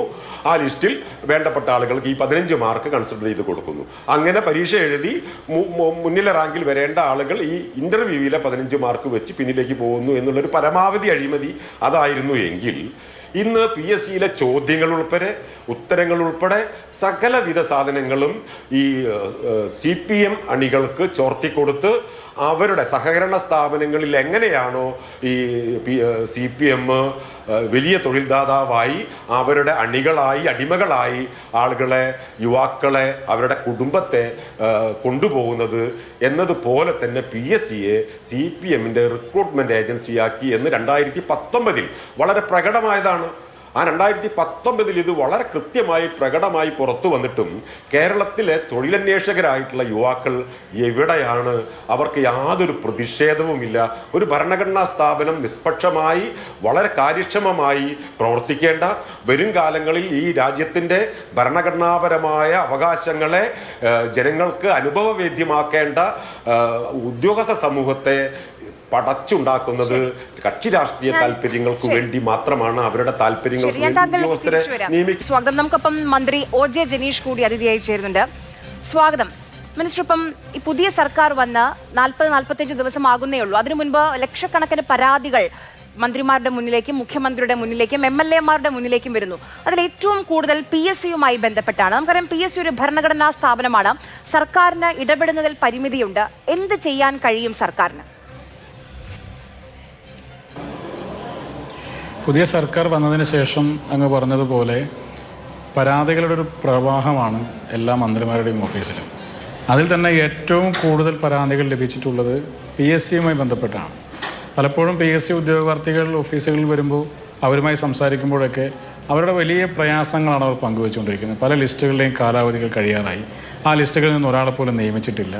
ചില ലിസ്റ്റുകളിലാണെങ്കിൽ സമയബന്ധിതമായി നിയമിക്കാൻ സാധിക്കുമായിരുന്നിട്ട് കൂടി സർക്കാർ അതിന് തയ്യാറായിട്ടില്ല. അങ്ങനെ തുടങ്ങി 100,000 പരാതികൾ അവർക്ക് PSCയുമായി ബന്ധപ്പെട്ടുള്ളപ്പോൾ തന്നെയാണ് ഇപ്പോൾ പുറത്തു വന്നിട്ടുള്ള ഈ ഞെട്ടിക്കുന്ന വിവരങ്ങൾ കടന്നു വരുന്നത്. PSCയുടെ പരീക്ഷകളുടെ വിശ്വാസ്യതയെ പോലും ചോദ്യം ചെയ്യുന്ന രീതിയിൽ കഴിഞ്ഞ കാലഘട്ടങ്ങളിൽ PSCയിൽ നിന്ന് ഇടപെടൽ ഉണ്ടായിട്ടുണ്ട്, അല്ലെങ്കിൽ അട്ടിമറിക്കപ്പെട്ടിട്ടുണ്ട് എന്നുള്ള കാര്യങ്ങൾ കൂടി പുറത്തു വരുന്നത്. അപ്പോൾ സർക്കാരിനെ സംബന്ധിച്ച് ഈ വിഷയത്തിൽ വളരെ സുതാര്യമാണ്. സർക്കാരിൻ്റെ നിലപാട് വളരെ വ്യക്തമാണ്. PSCയിൽ ഇത്തരത്തിലുള്ള അട്ടിമറികൾ നടന്നിട്ടുണ്ടെങ്കിൽ അതൊരു കാരണവശാലും അംഗീകരിക്കാൻ സാധിക്കുന്നതോ വെച്ചുപുറപ്പിക്കാൻ സാധിക്കുന്നതോ അല്ല എന്നുള്ള നിലപാട് തന്നെയാണ് ബഹുമാന്യനായ മുഖ്യമന്ത്രി ശ്രീ VD സതീശനും അതുപോലെ തന്നെ ഗവൺമെൻറ്റിനും ഉള്ളത് എന്ന കാര്യത്തിൽ ഇതുവരെ നിങ്ങൾക്ക് പോലും ആശയക്കുഴപ്പം ഉണ്ടാകാനിടയില്ല. വളരെ കൃത്യമായി തന്നെ പറഞ്ഞു. 15 ദിവസത്തിനുള്ളിൽ തന്നെ, ഈ 3 ആഴ്ച കാലത്തിനുള്ളിൽ തന്നെ കേരളത്തിലെ ഒഴിവുകൾ റിപ്പോർട്ട് ചെയ്യപ്പെടുന്നതുമായി ബന്ധപ്പെട്ട കാര്യങ്ങളെ സംബന്ധിച്ച് നിർദ്ദേശം നൽകി. കാരണം പലപ്പോഴും PSC ഉദ്യോഗാർത്ഥികൾ വരുമ്പോൾ അവരെല്ലാം തന്നെ കാസർഗോഡ് നിന്നും കണ്ണൂരിൽ നിന്നുമൊക്കെ തിരുവനന്തപുരത്ത് തലസ്ഥാന നഗരിയിൽ വന്ന് മന്ത്രിമാരെയും MLA-മാരെയും ഒക്കെ കാണാൻ വേണ്ടി പ്രയാസപ്പെടുന്ന ആളുകളെ ഞങ്ങൾ ഒരുപാട് കണ്ടു. കഴിഞ്ഞ കാലഘട്ടം അവരുമായി സംസാരിച്ചപ്പോൾ അവരെല്ലാവരും പറഞ്ഞ പ്രധാനപ്പെട്ട കാര്യങ്ങളിലൊന്ന്, കഴിഞ്ഞ കാലഘട്ടങ്ങളിലൊന്നും ഞങ്ങൾക്ക് ഈ വിഷയം സംസാരിക്കാൻ വേണ്ടി കടന്നു വന്നാൽ സെക്രട്ടേറിയറ്റിൻ്റെ പടി കടന്ന് അകത്തേക്ക് കടക്കാൻ വേണ്ടി സാധിക്കാറില്ല. ഒരൊറ്റ മന്ത്രിമാർ പോലും അവർക്ക് കാണാൻ വേണ്ടിയുള്ള അനുവാദം പോലും കൊടുക്കാറില്ല. പലപ്പോഴും ജനപ്രതിനിധികളൊക്കെ തന്നെ അവരെ കാണുമ്പോൾ മുഖം തിരിച്ചു പോകാറാണ് പതിവ്. ഈ ഗവൺമെൻറ് വന്നതിന് ശേഷമുള്ള ഈ 45 ദിവസ കാലഘട്ടത്തിനിടയിൽ 40-45 ദിവസ കാലഘട്ടത്തിനിടയിൽ PSCയുടെ ഉദ്യോഗാർത്ഥികൾ കടന്നു വന്ന എല്ലാവർക്കും കൂടിക്കാഴ്ചയ്ക്കുള്ള അവസരങ്ങൾ കൊടുത്തു. പരമാവധി ആളുകളെ കേട്ടു, അവരുടെ പരാതികൾ കേട്ടു, അവരുടെ പ്രശ്നങ്ങൾ കേട്ടു. ഏറ്റവും ചുരുങ്ങിയ വർഷം അവർ അതിൽ തന്നെ പറയുന്നത് ഞങ്ങളുടെ കാര്യം നടക്കുമോ ഇല്ലയോ എന്നുള്ളതല്ല, ഞങ്ങളെ കേൾക്കാൻ ഒരു സർക്കാരുണ്ട് എന്നുള്ള ഒരു വലിയ പ്രതീക്ഷ ബന്ധപ്പെട്ട ക്രമക്കേടുകൾ ഉണ്ടായിട്ടുണ്ട് മിനിസ്റ്റർ. ഇതിനു മുൻപ് ഉണ്ടായിട്ടുണ്ട്. പക്ഷെ എപ്പോഴും ഈ ആഭ്യന്തര അന്വേഷണം മാത്രമാണ് നടക്കുന്നത്. സർക്കാർ മേൽനോട്ടത്തിൽ ഒരു അന്വേഷണത്തിന് സാധ്യതയുണ്ടോ? അത് ആലോചിക്കുന്നുണ്ടോ? സർക്കാർ മേൽനോട്ടത്തിൽ തന്നെ ഒരു DGP റാങ്കിലുള്ള ഉദ്യോഗസ്ഥൻ നേതൃത്വം കൊടുക്കുന്ന ഒരു അന്വേഷണമെങ്കിലും നടക്കണമെന്നുള്ളതാണ് യൂത്ത് കോൺഗ്രസ് സംസ്ഥാന ഗവൺമെൻറ്റിനോട് ആവശ്യപ്പെട്ടത്. കാരണം ഈ PSCയുടെ ആഭ്യന്തര വിജിലൻസിൻ്റെ അന്വേഷണം പലപ്പോഴും പ്രായോഗികമാവില്ല. കാരണം അതിൻ്റെ ഉദ്യോഗസ്ഥന്മാരെക്കാൾ ഉയർന്ന റാങ്കിലുള്ള ഉദ്യോഗസ്ഥരാണ് പലപ്പോഴും PSCയുമായി ബന്ധപ്പെട്ടുള്ള ഉദ്യോഗസ്ഥരെല്ലാം തന്നെ. മാത്രമല്ല ഭരണഘടനാപരമായ ഒരു സ്ഥാപനമായതിൻ്റെതായ എല്ലാവിധ ഇമ്മ്യൂണിറ്റീസും അവർ പ്രിവെയിൽ ചെയ്യാനുള്ള എല്ലാ ശ്രമങ്ങളും നടത്തുകയും ചെയ്യുന്നുണ്ട്. അപ്പോൾ ആഭ്യന്തര വിജിലൻസ് തന്നെ പോലീസിൽ നിന്ന് ഡെപ്യൂട്ടി ചെയ്യപ്പെട്ടിട്ട് വന്നിട്ടുള്ള SP-യും DYSP അടക്കമുള്ള ഉദ്യോഗസ്ഥന്മാരാണ് ആഭ്യന്തര വിജിലൻസിൻ്റെ ഭാഗമായിട്ടുള്ളത്. അവരെക്കാൾ ഉയർന്ന റാങ്കിലുള്ള ഉദ്യോഗസ്ഥരുടെ ഭാഗത്തുനിന്നുണ്ടാകുന്ന ഒരു പോരായ്മയെ സംബന്ധിച്ചുള്ള അന്വേഷണം അവർക്ക് എത്രത്തോളം മുന്നോട്ട് കൊണ്ടുപോകാൻ സാധിക്കും എന്നതൊരു വലിയ പ്രശ്നമായി മാറിയത് കൊണ്ടാണ് ഒരു ചോദ്യചിഹ്നമാണ്. അതുകൊണ്ടാണ് ആഭ്യന്തര വിജിലൻസിൻ്റെ അന്വേഷണം ഫലപ്രദമാകില്ല എന്ന നിലപാട് യൂത്ത് കോൺഗ്രസ് എടുത്തത്. ഞങ്ങളുടെ അഭിപ്രായത്തിൽ ഈ വിഷയത്തിൽ ക്രിമിനൽ കേസെടുക്കേണ്ട ഒരു വിഷയം കൂടിയാണ്. പക്ഷേ PSC എന്ന ഭരണഘടനാപരമായ സ്ഥാപനമായതിൻ്റെ കൊണ്ട് തന്നെ ആ വിഷയത്തിൽ കുറെ കൂടി നിയമപരമായ സാധ്യതകൾ പരിശോധിച്ചതിന് ശേഷമാണ് സംസ്ഥാന ഗവൺമെൻറ് ഇടപെടാൻ വേണ്ടി സാധിക്കുകയുള്ളൂ. അപ്പോൾ അതിൻ്റെ പരിശോധന സംസ്ഥാന ഗവൺമെൻറ് നടത്താൻ വേണ്ടി തീരുമാനിച്ചിട്ടുണ്ട്. ഏത് രീതിയിലുള്ള അന്വേഷണമാണ് വേണ്ടത്, ഏത് തരത്തിലാണ് ഈ അന്വേഷണത്തെ മുന്നോട്ട് കൊണ്ടുപോകേണ്ടത് എന്നുള്ള കാര്യത്തെ സംബന്ധിച്ച് അന്വേഷിക്കാൻ തീരുമാനിച്ചിട്ടുണ്ട്. എന്തിനാലും ഒരു കാര്യത്തിൽ സംശയമില്ല, PSCയിലെ ഈ ക്രമക്കേടുകളെ സംബന്ധിച്ച് സംസ്ഥാന ഗവൺമെന്റ് വളരെ കൃത്യമായി തന്നെ അന്വേഷണം നടത്തും. അതിൽ ആരൊക്കെ കുറ്റക്കാരാണോ പറയുമ്പോൾ ഇപ്പം ഈ ആസൂത്രണ ബോർഡ് ചീഫ് പരീക്ഷ PSC നടത്തുന്ന ഏറ്റവും വലിയ പരീക്ഷയാണ്. അതിൽ ക്രമക്കേട് കുറെ കഷ്ടപ്പെട്ടിട്ടാണ് കണ്ടെത്തിയത്. എന്നിട്ട് ക്രമക്കേട് അന്വേഷിക്കാൻ യോഗത്തിൽ തീരുമാനിക്കുന്നു. ആഭ്യന്തര വിജിലൻസിനെ ഏൽപ്പിക്കാനാണ് തീരുമാനിച്ചത്. പക്ഷേ നോക്കൂ, ഇപ്പൊ കൈമാറിയത് പരീക്ഷാ കൺട്രോളർക്കാണ്. അപ്പോൾ കണ്ടുപിടിച്ചിട്ട് പോലും മാറ്റമില്ല. അത്രയും സുപ്രധാനമായ ഒരു പരീക്ഷയിൽ 10 ചോദ്യങ്ങളുടെ ഉത്തരങ്ങൾ മാർക്ക് ചെയ്യാതെ പോയി എന്ന് പറഞ്ഞാൽ അത് സ്വാഭാവികമായി സംഭവിക്കുന്നതല്ല. അത് ആസൂത്രിതമായി ചെയ്യുന്നതാണ്. അതിനെപ്പറ്റി അന്വേഷിക്കാൻ ആദ്യം ആഭ്യന്തര വിജിലൻസ് അന്വേഷിക്കുമെന്ന് പറഞ്ഞു. പിന്നീട് നേരെ ഒറ്റയടിക്ക് തീരുമാനം മാറ്റി അത് പരീക്ഷാ കൺട്രോളർ ഏൽപ്പിക്കുന്നു. അപ്പോൾ യോഗത്തിലെടുത്ത തീരുമാനം PSC ചെയർമാൻ അട്ടിമറിക്കുന്നു. അപ്പോൾ PSCയുടെ ചെയർമാൻ ആരെയാണ് സംരക്ഷിക്കാൻ ശ്രമിക്കുന്നത് എന്ന ചോദ്യത്തോട് പ്രസക്തമാണ്. എന്തിനാലും ഒരു കാര്യം വ്യക്തമാണ്, PSCയിൽ നടക്കാൻ പാടില്ലാത്തതായ ആ സ്ഥാപനത്തിൻ്റെ പവിത്രതയ്ക്കും ആ സ്ഥാപനത്തിൻ്റെ പാരമ്പര്യത്തിനും ചേരുന്നതല്ലാത്ത ഒരുപാട് കാര്യങ്ങൾ നടന്നിട്ടുണ്ട്. അത് മൂടി വയ്ക്കാനുള്ള ശ്രമങ്ങൾ വലിയ രീതിയിൽ തന്നെ ഇവർ നടക്കുകയും ചെയ്തു. ഇപ്പോൾ ആഭ്യന്തര വിജിലൻസുമായി ആസൂത്രണ ബോർഡുമായി ബന്ധപ്പെട്ട പരീക്ഷയുടെ ചോദ്യപേപ്പറുകളെ സംബന്ധിച്ച് ഒരു നിയമ പോരാട്ടത്തിനൊടുവിലാണ് ഗത്യന്തരമില്ലാതെയാണ് PSC ഇത് പുറത്തുവിടാൻ വേണ്ടി തയ്യാറായത്. അപ്പോൾ അത്തരമൊരു ഘട്ടത്തിലാണ് ഈ കാര്യങ്ങൾ പുറത്തു വരുന്നത്. ആ പരീക്ഷ മാത്രമല്ലല്ലോ, അതേപോലെ തന്നെയാണ് KAS-ന്റെ പരീക്ഷയിൽ സമാനമായ രീതിയിൽ ഇതേ സെയിം സോഫ്റ്റ്വെയർ തന്നെയാണ് KAS പരീക്ഷയ്ക്ക് ഉപയോഗിച്ചിട്ടുള്ളതെന്ന് പറയുന്നു. അപ്പോൾ അവിടെയും ഇത്തരത്തിൽ അട്ടിമറി നടന്നിട്ടുണ്ടോ എന്ന ആശങ്ക ഉദ്യോഗാർത്ഥികൾ പങ്കുവെക്കുന്നുണ്ട്. PSCയുടെ വെബ്സൈറ്റിൽ നിന്ന് വിവരങ്ങൾ ചോർത്തി അത് ഡാർക്ക് നെറ്റിൽ വിൽപ്പനയ്ക്ക് വെച്ചതടക്കമുള്ള കാര്യങ്ങൾ ഇപ്പോൾ പുറത്തു വരുന്നുണ്ട്. അതുപോലെ തന്നെ PSCയുടെ IT ഓഡിറ്റ് ഇതുവരെ നടത്തിയിട്ടില്ല എന്ന് പറയപ്പെടുന്നുണ്ട്. അപ്പോൾ PSCയുടെ വെബ്സൈറ്റും മറ്റ് സംവിധാനങ്ങളൊന്നും സുതാര്യമല്ല എന്ന് തന്നെയാണ് നമുക്കിത് മനസ്സിലാക്കുന്നത്. അല്ല, സുരക്ഷിതമല്ല എന്ന് തന്നെയാണ് നമുക്കിത് മനസ്സിലാക്കുന്നത്. മാത്രമല്ല ഇപ്പോൾ ഫിഷറീസ് വകുപ്പുമായി ബന്ധപ്പെട്ട ഒരു പരീക്ഷയുടെ വിവരങ്ങൾ പുറത്തു വരുന്നുണ്ട്. PSC ഫിഷറീസിലെ എക്സ്റ്റൻഷൻ ഓഫീസർ എന്ന് പറയുന്ന തസ്തികയിലേക്ക് നടന്ന പരീക്ഷയിൽ 44 പേർ നിയമിക്കപ്പെട്ടതിൽ 38 പേരും ഒരേ കോളേജിലെ വിദ്യാർത്ഥികളാണ്. ആ കോളേജിൽ സർവകലാശാലയുമായി ബന്ധപ്പെട്ട അടുത്ത ബന്ധം പുലർത്തുന്ന ആളുകൾക്കാണ് ചോദ്യപേപ്പർ തയ്യാറാക്കുന്നതിനും അതുപോലെ തന്നെ അഭിമുഖ പരീക്ഷയുമായി ബന്ധപ്പെട്ട കാര്യങ്ങൾക്കൊക്കെ ചുമതല ഉണ്ടായിരുന്നെന്ന് പറയപ്പെടുന്നു. അപ്പോൾ 44 പേർ പരീക്ഷ എഴുതി പാസ്സായി റാങ്ക് ലിസ്റ്റിൽ ഉൾപ്പെട്ട് ജോലിയിൽ കയറുന്ന ഒരു റാങ്ക് ലിസ്റ്റിലെ 38 പേരും ഒരേ സ്ഥാപനത്തിൽ പഠിച്ച ആളുകളാകുന്നത് അത് ആകസ്മികമായി സംഭവിക്കില്ലല്ലോ. അതിൽ വീണ്ടും SFI നേതാക്കന്മാരുണ്ടാകുന്നത് അതും ആകസ്മികമായി സംഭവിക്കുന്നില്ലല്ലോ. ഇപ്പോൾ ശിവരഞ്ജിത്തും നസീമിലും ആ കാലഘട്ടത്തിലെ SFIയുടെ ചോദ്യപേപ്പർ ചോർച്ചയും അതുപോലെ തന്നെ PSC റാങ്കുകളെ പട്ടിമറിക്കാൻ ശ്രമിക്കുന്ന പ്രവർത്തനങ്ങളൊക്കെ അവസാനിച്ചു എന്നാണ് നമ്മൾ കരുതിയിരുന്നെങ്കിൽ കഴിഞ്ഞ 10 വർഷക്കാലവും ഇത് തുടർന്നിരുന്നു എന്ന് തന്നെയാണ് നമ്മൾ മനസ്സിലാക്കുന്നത്. ഒറ്റ കാര്യം കൂടി ഉള്ളത്, PSCയിൽ ഇത്തരത്തിലുള്ള ക്രമക്കേടുകൾ നടക്കുമ്പോൾ ഈ PSC ബോർഡിനെ, ഈ PSCയുടെ ചെയർമാനെ ആരാണ് നിയമിച്ചത്? കഴിഞ്ഞ ഇടതുപക്ഷ ഗവൺമെൻറ്റാണ് നിയമിച്ചത്. ഈ ഗവൺമെൻറ് ഇപ്പോൾ പ്രതിപക്ഷത്താണല്ലോ. ഇപ്പോൾ കോൺഗ്രസിൻ്റെ ഗവൺമെൻറ് വന്നു, UDF ഗവൺമെൻറ് വന്നു, 45 ദിവസമായി. ഇപ്പോൾ അവർ പ്രതിപക്ഷത്താണ്. ഈ 45 ദിവസത്തിനിടയിൽ എത്ര കാര്യങ്ങൾക്ക് പ്രതിപക്ഷം പത്രസമ്മേളനം നടത്തി. നിയമസഭാ സമ്മേളനം നടക്കുന്ന സമയത്ത് എത്ര കാര്യങ്ങൾ അവർ തന്നെ ചെയ്തു വെച്ചിരുന്ന കാര്യങ്ങൾ അവർ തന്നെ വീണ്ടും വന്ന് നേരെ നിലപാട് മാറ്റി പറയുന്ന കാഴ്ചയൊക്കെ കണ്ടു. പക്ഷേ PSCയെ പറ്റി ഒരു വാക്ക് പോലും വേണ്ടിയില്ല. PSCയിൽ അട്ടിമറി നടന്നതിനെ പറ്റി ഒരു പ്രതിഷേധം പോലും പറഞ്ഞില്ല. DYFIയുടെ നേതാക്കന്മാരെല്ലാവരും ചിലർക്ക് MLA-മാരായിട്ടുണ്ട്, അവർ പോലും ഒരു വാക്ക് കൊണ്ട് പോലും പ്രതിഷേധിക്കുന്നില്ല. അപ്പോൾ മിനിസ്റ്റർ ചർച്ചയിൽ പങ്കെടുത്തതിന് വളരെയധികം നന്ദി. അപ്പം സർക്കാരിന്റെ ഇടപെടൽ ഉണ്ടാകുമെന്നുള്ളതാണ് മന്ത്രി OJ ജനീഷ് പറയുന്ന കാര്യം. ശ്രീ ജോസഫ് സി മാത്യു, നമ്മൾ ഈ PSC മെമ്പർമാരെ കുറിച്ചുകൂടി പറയേണ്ടത്. അപ്പം കേരളം താരതമ്യേന ഉത്തർപ്രദേശിനെ അല്ലെങ്കിൽ മഹാരാഷ്ട്രയെ വെച്ച് നോക്കുമ്പോൾ താരതമ്യേന ചെറിയൊരു സംസ്ഥാനമാണ്. ഇവിടെ പക്ഷേ 21 PSC മെമ്പർമാരുണ്ട്. ആ PSC മെമ്പർമാരുടെ PSC മെമ്പർ ആകാനുള്ള യോഗ്യത എന്താണ് എന്നുള്ളൊരു കാര്യം ഇവിടെ പരമാവധി 40,000. ഇപ്പോൾ ഒരു വർഷം റിട്ടയർ ആയി പോകുന്നതൊക്കെ പരമാവധി 40,000 ഏറ്റവും ഹയസ്റ്റ് ആണ് 40,000 എന്ന് പറയുന്നത്. അപ്പം ഇവരെ നിയമിക്കാൻ 21, ഇവരുടെ ഇതിന് വേണ്ടിയിട്ട് 21 പേര്, അത് കഴിഞ്ഞ് നോഡൽ ഓഫീസർ ഓരോ റീജിയനിലും, അങ്ങനെ ആ രീതിയിൽ ഓഫീസുകൾ, സ്ഥാപനങ്ങളെല്ലാം ഉണ്ട്. ഇവരുടെ യോഗ്യത എന്താണ്? ഈ പാർട്ടി പ്രവർത്തകരാണ്, പാർട്ടി നേതാക്കളാണ്, ഇപ്പോൾ നോക്കുകയാണെങ്കിൽ ഘടകകക്ഷികളുടെ നേതാക്കൾ, അങ്ങനെയൊക്കെയാണ് പറഞ്ഞു നിൽക്കുന്നത്. അപ്പം PSC മെമ്പർമാര് യോഗ്യത ആര് തീരുമാനിക്കും?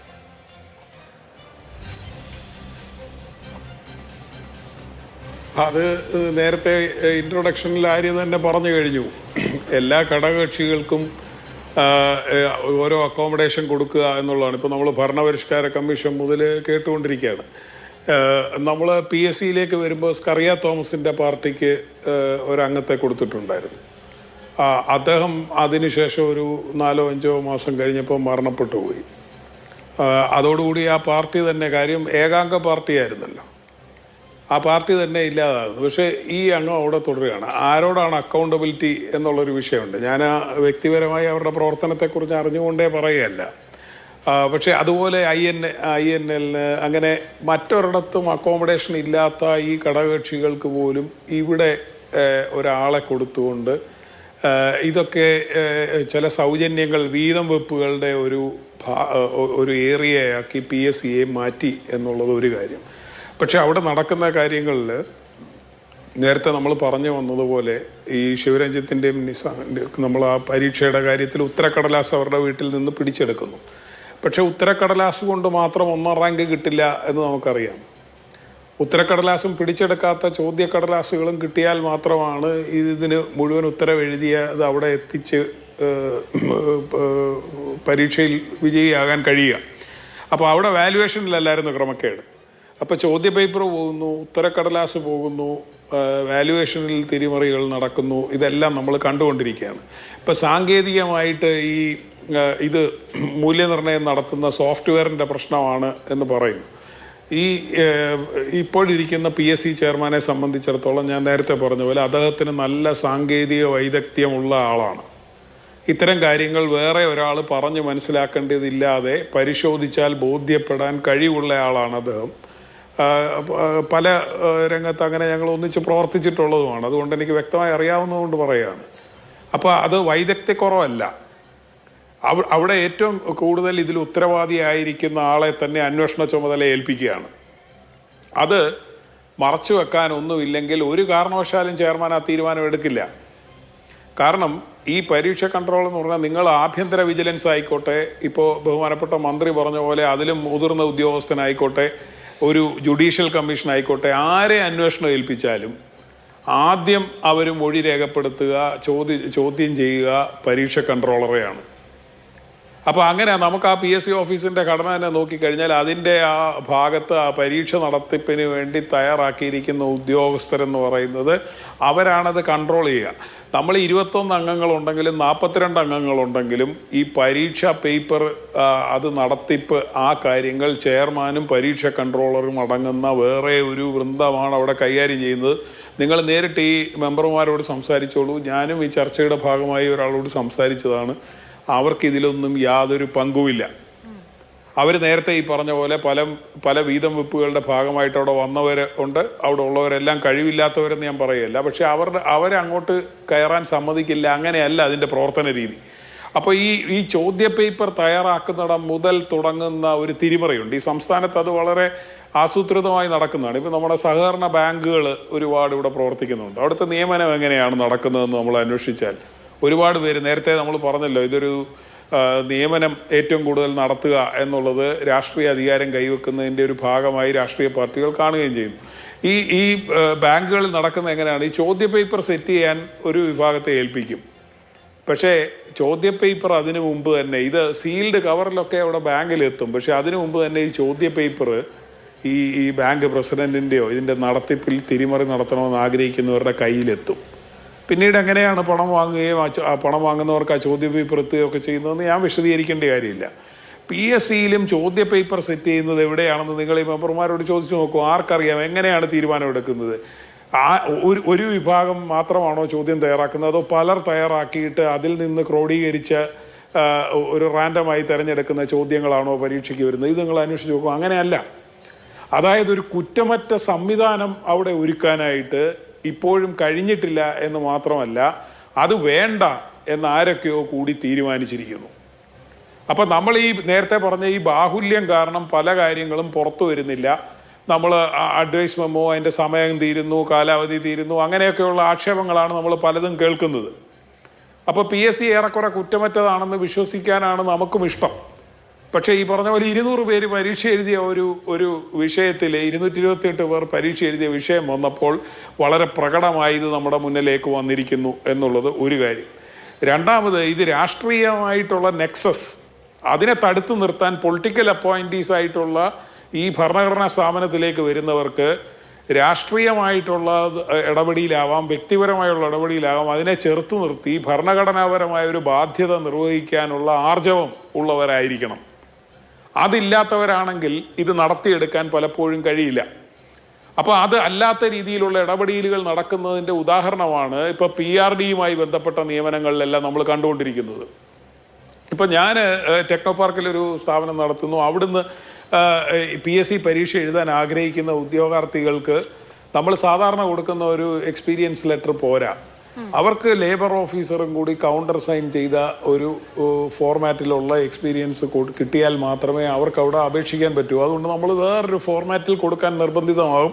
അവരുടെ ഹാജർ ഉൾപ്പെടെയുള്ള കാര്യങ്ങൾ ലേബർ ഓഫീസിൽ കൊടുത്തിരിക്കുന്നത് പരിശോധിച്ച് അവരതിൻ്റെ സർട്ടിഫിക്കേഷൻ കൊടുക്കും. ഞാൻ മനസ്സിലാക്കുന്നത് ഇപ്പോൾ അവിടെ നടന്ന അസിസ്റ്റൻ്റ് ഇൻഫർമേഷൻ ഓഫീസർ തസ്തികയിലേക്ക് അപേക്ഷിക്കുന്ന മാധ്യമ പ്രവർത്തകരായിട്ടുള്ള നിങ്ങളുടെ സഹപ്രവർത്തകർ അപേക്ഷിച്ചാൽ ആ മാധ്യമ സ്ഥാപനം കൊടുക്കുന്ന experience certificate labour officer counter sign ചെയ്ത് പരിശോധനയ്ക്ക് ശേഷം കൗണ്ടർ സൈൻ ചെയ്തത് കൊടുത്തുകൊണ്ടാണ് ഈ PSC പരീക്ഷയ്ക്ക് ഇരിക്കാൻ അവർ അർഹരാകുക. പക്ഷേ ഇവിടെ PRDയിൽ നിന്ന് പ്രിസം എന്ന് പറഞ്ഞ് കുറേ പേരെ എടുത്തിട്ടുണ്ടോ എടുത്തിട്ടില്ലയോ നമുക്കറിയില്ല. മാസം 10 ദിവസം ജോലി ചെയ്താലായി, ജോലി ചെയ്തില്ലെങ്കിലായി. അവരുടെ ഉപജീവനാർത്ഥം അതിനോടൊപ്പം വേറെ ജോലികൾ ചെയ്യുന്നവരുണ്ട്, കുറച്ച് വർക്കുകൾ ചെയ്തു കൊടുക്കുന്നവരുണ്ട്. ഇങ്ങനെ വളരെ ഫ്ലൂയിഡായിട്ടുള്ള ഒരു മാധ്യമ കോൺട്രിബ്യൂഷൻ സ്വീകരിക്കുന്ന ഒരു സംവിധാനം PRDയിലുണ്ട്. അവർക്ക് PSCയിൽ പരീക്ഷ എഴുതാൻ വേണ്ടി മാത്രം അവർക്ക് അതിനനുസൃതമായിട്ടുള്ള സർട്ടിഫിക്കറ്റുകൾ കൊടുക്കുക. കാഷ്വൽ എന്ന് പറഞ്ഞു കൊടുക്കുക, അത് പോരാ എന്ന് അവിടുന്ന് പറയുമ്പോൾ അത് മാറ്റി ടെമ്പററി എന്ന് പറഞ്ഞു കൊടുക്കുക. ഇങ്ങനെ ഇതിനു വേണ്ടി ഒരു കമ്മ്യൂണിക്കേഷൻ അങ്ങോട്ട് ഇഷ്യൂ ചെയ്യുക. അതിൻ്റെ അടിസ്ഥാനത്തിൽ എല്ലാവരും അങ്ങനെ ഒരു സർട്ടിഫിക്കറ്റ് കൊടുക്കുക. അതും കൊണ്ട് പോയിട്ട് PSC അത് സ്വീകരിക്കുക. അപ്പോൾ ബാക്കിയുള്ളിടത്തെല്ലാം ലേബർ ഓഫീസർ കൗണ്ടർ സൈൻ ചെയ്തത് വേണം എന്ന് ഇൻസിസ്റ്റ് ചെയ്യുന്ന PSC ഇവിടെ എങ്ങനെയാണ് അത് റിലാക്സ് ചെയ്ത് കൊടുക്കുന്നത്? എന്തിൻ്റെ അടിസ്ഥാനത്തിലാണ്? അപ്പോൾ അതുവരെയുള്ളത് നമുക്ക് പോട്ടെ, ഒരു എക്സിക്യൂട്ടീവിൻ്റെ ഒരു താല്പര്യമുള്ളവർക്ക് വേണ്ടി ചെയ്യുന്ന ഒരു പണി അത് നമ്മൾ കണ്ടിട്ടുണ്ട്. പക്ഷെ PSC എങ്ങനെ അത് അംഗീകരിക്കുക? ഇപ്പൊ പല രീതിയിൽ ഇതിന്റെ വിശ്വാസ്യത ചോദ്യം ചെയ്യപ്പെടുന്ന രീതിയിൽ ഇത് വന്നു എന്നുള്ളത് വളരെ ഗൗരവതരമായ. വിനോദ് മാത്യു വിൽസൺ, നമ്മൾ ഇടയ്ക്കിടയ്ക്ക് ഇങ്ങനെ പരാതി പറയാറുണ്ട്. എപ്പോഴും ഈയിടെ നമ്മൾ ഏറ്റവും കൂടുതൽ പരാതി പറയുന്നത് നമ്മുടെ യുവാക്കൾ കേരളത്തിൽ നിൽക്കുന്നില്ല, അവർ വിദേശ രാജ്യങ്ങൾക്ക് പോകാനാണ് താല്പര്യപ്പെടുന്നത്. അതിന് കേരളത്തിൽ നിൽക്കാൻ അവർക്കിവിടെ തൊഴിൽ വേണം എന്നുള്ളൊരു പ്രശ്നമുണ്ട്. മറ്റ് വിദേശ രാജ്യങ്ങളിലേക്ക് അവരെ ആശ്രയിക്കുന്നത് നല്ല ജീവിതം, നല്ല തൊഴിൽ എന്നുള്ളതാണ്. ഇവിടെ പിടിച്ചു നിർത്താൻ വർഷങ്ങൾ പഠിച്ചിട്ടും ജോലി കിട്ടുന്നില്ല. പല റാങ്ക് ലിസ്റ്റുകളിൽ പേര് വന്നിട്ടും നല്ല റാങ്ക് ഉണ്ടായിട്ട് പോലും കിട്ടുന്നില്ല. അപ്പൊ അവരെ കുറ്റം പറയാൻ പറ്റുമോ? ഇനി തീർച്ചയായിട്ടും അതിന് ഉത്തരം പറയുന്നതിന് തൊട്ട് മുമ്പ് ഈ ചർച്ചയിൽ കേരളത്തിലെ മന്ത്രി, യൂത്ത് കോൺഗ്രസിൻ്റെ സംസ്ഥാന പ്രസിഡന്റാണ് അദ്ദേഹം, ഇപ്പോഴും എന്നാണ് ഞാൻ വിശ്വസിക്കുന്നത്. അദ്ദേഹം സംസാരിച്ചു പോയി. ഈ ഒരു പക്ഷേ ചർച്ച അദ്ദേഹം എപ്പോഴെങ്കിലും കാണുന്നുണ്ടായിരിക്കും അദ്ദേഹം പറഞ്ഞത് എന്താണെന്ന്. ഞാൻ അദ്ദേഹത്തോട് ഈ ഓപ്പൺ പ്ലാറ്റ്ഫോമിൽ, മാതൃഭൂമിയുടെ ഈ പ്ലാറ്റ്ഫോമിൽ ചോദിക്കാൻ ആഗ്രഹിക്കുന്ന ഒരു കാര്യം, അങ്ങ് വന്ന് പറഞ്ഞു കേരളത്തിലെ PSCയെ പറ്റിയൊക്കെ വലിയ വിഷയങ്ങൾ സംസാരിച്ചു. ഒറ്റ റിക്വസ്റ്റ് കേരളത്തിലെ മുഴുവൻ ചെറുപ്പക്കാർക്ക് വേണ്ടി, ഒരു സാധാരണ മനുഷ്യ നില എൻ്റെ റിക്വസ്റ്റ് മാത്രമേ ഉള്ളൂ. നിങ്ങൾ PSC മെമ്പേഴ്സിനെ നിയമിക്കുമ്പോൾ അതിലേറ്റവും പ്രധാനപ്പെട്ട ക്രൈറ്റീരിയ എന്ന് പറയുന്നത് കേന്ദ്ര സംസ്ഥാന സർക്കാരിൽ 10 വർഷം കുറയാതിരിക്കണം എന്നുള്ളതാണ്. കഴിഞ്ഞ കാലങ്ങളിൽ നിയമിക്കപ്പെട്ടവരൊക്കെ അങ്ങനെയുള്ള സർവീസുകളുടെ ഡോക്യുമെൻറ്റുകളൊക്കെ എങ്ങനെയാണ് സൃഷ്ടിച്ചതെന്നും അവരെങ്ങനെയാണ് അതിൻ്റെ എക്സ്പീരിയൻസ് ഉണ്ടാക്കിയെടുത്തതെന്നും നമുക്ക് പകൽ പോലെ വ്യക്തമാണ്. ഇവിടെ ജോസഫ് സാറ് പറഞ്ഞു വീതം വെപ്പാണ്. 12 സീറ്റ് കേരള കോൺഗ്രസ് ചോദിക്കുമ്പോൾ 9ലേക്ക് ഒതുക്കുന്നത് PSC മെമ്പർ സ്ഥാനം തരാമെന്ന വാഗ്ദാനത്തിലായിരിക്കും. ഏതെങ്കിലും ഒരു കൊച്ചു രാഷ്ട്രീയ പാർട്ടി 3 MLA സ്ഥാനം ചോദിക്കുമ്പോൾ 1 കൊടുക്കുന്നത് നിങ്ങൾക്ക് PSC മെമ്പർ സ്ഥാനം തരാമെന്നുള്ളതായിരിക്കും. അതായത് നിങ്ങളുടെ ഘടകകക്ഷികൾക്ക് ഇത് വീതം വെച്ച് കൊടുക്കില്ല എന്ന് പറയാനുള്ള ആർജവം യൂത്ത് കോൺഗ്രസിൻ്റെ സംസ്ഥാന പ്രസിഡന്റിനും ഇപ്പോൾ ഇവിടെ സംസാരിച്ച മന്ത്രിക്കും ഉണ്ടാകണം. അങ്ങനെ ഉണ്ടാകുമോ എന്നൊരു ചോദ്യം സാധാരണക്കാരന് വേണ്ടി ചോദിക്കാൻ. അങ്ങനെ പറഞ്ഞാൽ മാത്രമേ നിങ്ങളുടെ വാക്കിന് അർത്ഥമുള്ളൂ. ഇല്ലെങ്കിൽ നിങ്ങളും മറ്റവരെ പൊള്ളയ വാക്കുകൾ സംസാരിക്കുമെന്ന് പറയാൻ ആഗ്രഹിക്കുന്നു. മറ്റൊരു കാര്യം, ഇവിടെ ശിവരഞ്ജിത്തിൻ്റെ കേസുകളൊക്കെ പറഞ്ഞു. ആ കേസിനെ പറ്റിയും പറയാനുണ്ട്. ഈ PSC തട്ടിപ്പുമായി ബന്ധപ്പെട്ട് 2010 കേസ് വന്നു, 2019 18 19 കേസ് വന്നു. ഈ കേസുമായി ബന്ധപ്പെട്ട് കേരളത്തിൽ ഞാൻ മനസ്സിലാക്കുന്ന ക്രൈംബ്രാഞ്ച് അന്വേഷണത്തിന് ശേഷം 2025 ചാർജ് കോടതി തിരിച്ചു കൊടുത്തു. ആ അന്വേഷണം നടത്തി പ്രതികളെ ശിക്ഷിക്കാൻ കഴിയുന്ന അതിവേഗ കോടതി സൃഷ്ടിച്ചുകൊണ്ട് ആ കേസിൽ പ്രതികളാക്കപ്പെട്ടവരെ ശിക്ഷിക്കാനുള്ള നടപടികൾ പുതിയ സർക്കാർ എടുക്കുമോ എന്ന ഈ രണ്ട് പ്രധാനപ്പെട്ട കാര്യം ഈ വേദിയിൽ ഈ ചർച്ചയിൽ എനിക്ക് മന്ത്രിയോട് ചോദിക്കാനായിട്ടുണ്ട്. മറ്റൊരു കാര്യം ഇപ്പോൾ ആര്യ ചോദിച്ചാൽ ഏറ്റവും പ്രധാനപ്പെട്ട കാര്യം, ആര്യ 42 വയസ്സുള്ള ഒരു മനുഷ്യനാണ് ഞാൻ. ഇപ്പോൾ എൻ്റെയൊക്കെ കുട്ടിക്കാലത്ത് ഞാൻ LLB എടുത്തൊക്കെ പോകുന്ന സമയത്ത് എൻ്റെ കുട്ടിക്കാലത്ത് എൻ്റെയൊക്കെ സുഹൃത്തുക്കളായ മനുഷ്യർ കേരളത്തിൽ നിൽക്കാൻ ആഗ്രഹിച്ചതും അവരെ കേരളത്തിൽ നിർത്തിയതും PSC എന്ന് പറയുന്ന സ്ഥാപനമാണ്. PSCയിലൂടെ ഒരു ആഗ്രഹം, PSCയിലൂടെ ഒരു തൊഴിൽ, PSCയിലൂടെ സ്വപ്നങ്ങൾ.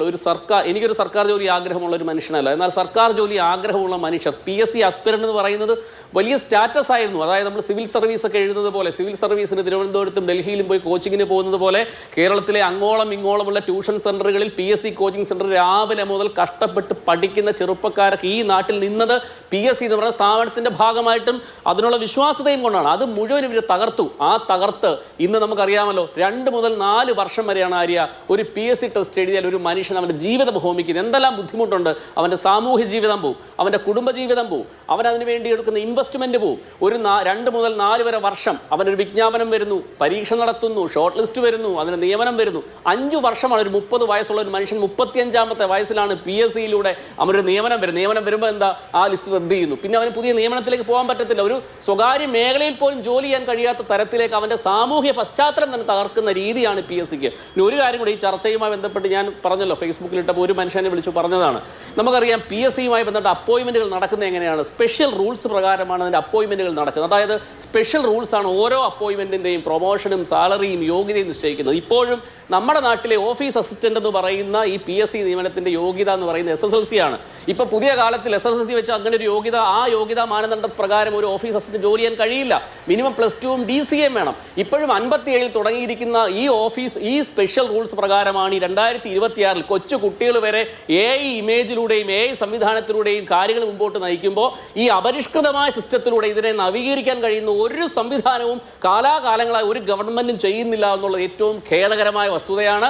അതുകൊണ്ട് PSC നവീകരിക്കുമ്പോൾ ആ നവീകരണത്തിന്റെ ഭാഗമായി ഇതിലെ മെമ്പർമാർ, ചെയർമാൻ, നിങ്ങൾ ചെയർമാൻമാരെയൊക്കെ ഗവർണർ നിയമിച്ചോളൂ, നിങ്ങളുടെ സർക്കാരിൽ തന്നെ എടുത്തോളൂ, പ്രശ്നമില്ല. പക്ഷേ യോഗ്യതയുള്ളവരെ പബ്ലിക്കായിട്ട് ഒരു ഇൻവിറ്റേഷൻ നടത്തി ഒരു പബ്ലിക് അപ്പോയിന്റിന്റെ ഭാഗമായി യോഗ്യതയുള്ളവരെ, ഈ നാടിനോട് ക്രെഡിബിലിറ്റി ഉള്ളവരെ, ഈ പെട്ടുപിടുത്തക്കാരല്ലാത്തവരെ, ഈ നാട്ടിൽ സാമൂഹ്യ സേവനത്തിന്റെ ഭാഗമായി നിന്നവരെ, ചെറുപ്പക്കാരുടെ പ്രശ്നങ്ങൾ അറിയുന്നവരെ നിയമിക്കാൻ കഴിയുന്ന ആർജവം പുതിയ സർക്കാരിനുണ്ടെങ്കിൽ മാത്രമേ നിങ്ങളെ വ്യത്യസ്തരാക്കുന്നുള്ളൂ. ഇല്ലെങ്കിൽ നിങ്ങളും കഴിഞ്ഞ കാലത്തിലെ 10 വർഷ സർക്കാരിന് സമമാണ് എന്ന് പറയാനാണ് ഈ സമയം ഞാൻ ആഗ്രഹിക്കുന്നത്. ശരി, ശ്രീ RS ശശികുമാർ, ഇപ്പം മന്ത്രി OJ ജനീഷ് നമുക്കൊപ്പം ചേർന്ന് പറഞ്ഞൊരു കാര്യം, സംസ്ഥാന സർക്കാർ ഈ വിഷയത്തിൽ ഇടപെടും, അന്വേഷിക്കുമെന്നുള്ള കാര്യമാണ്.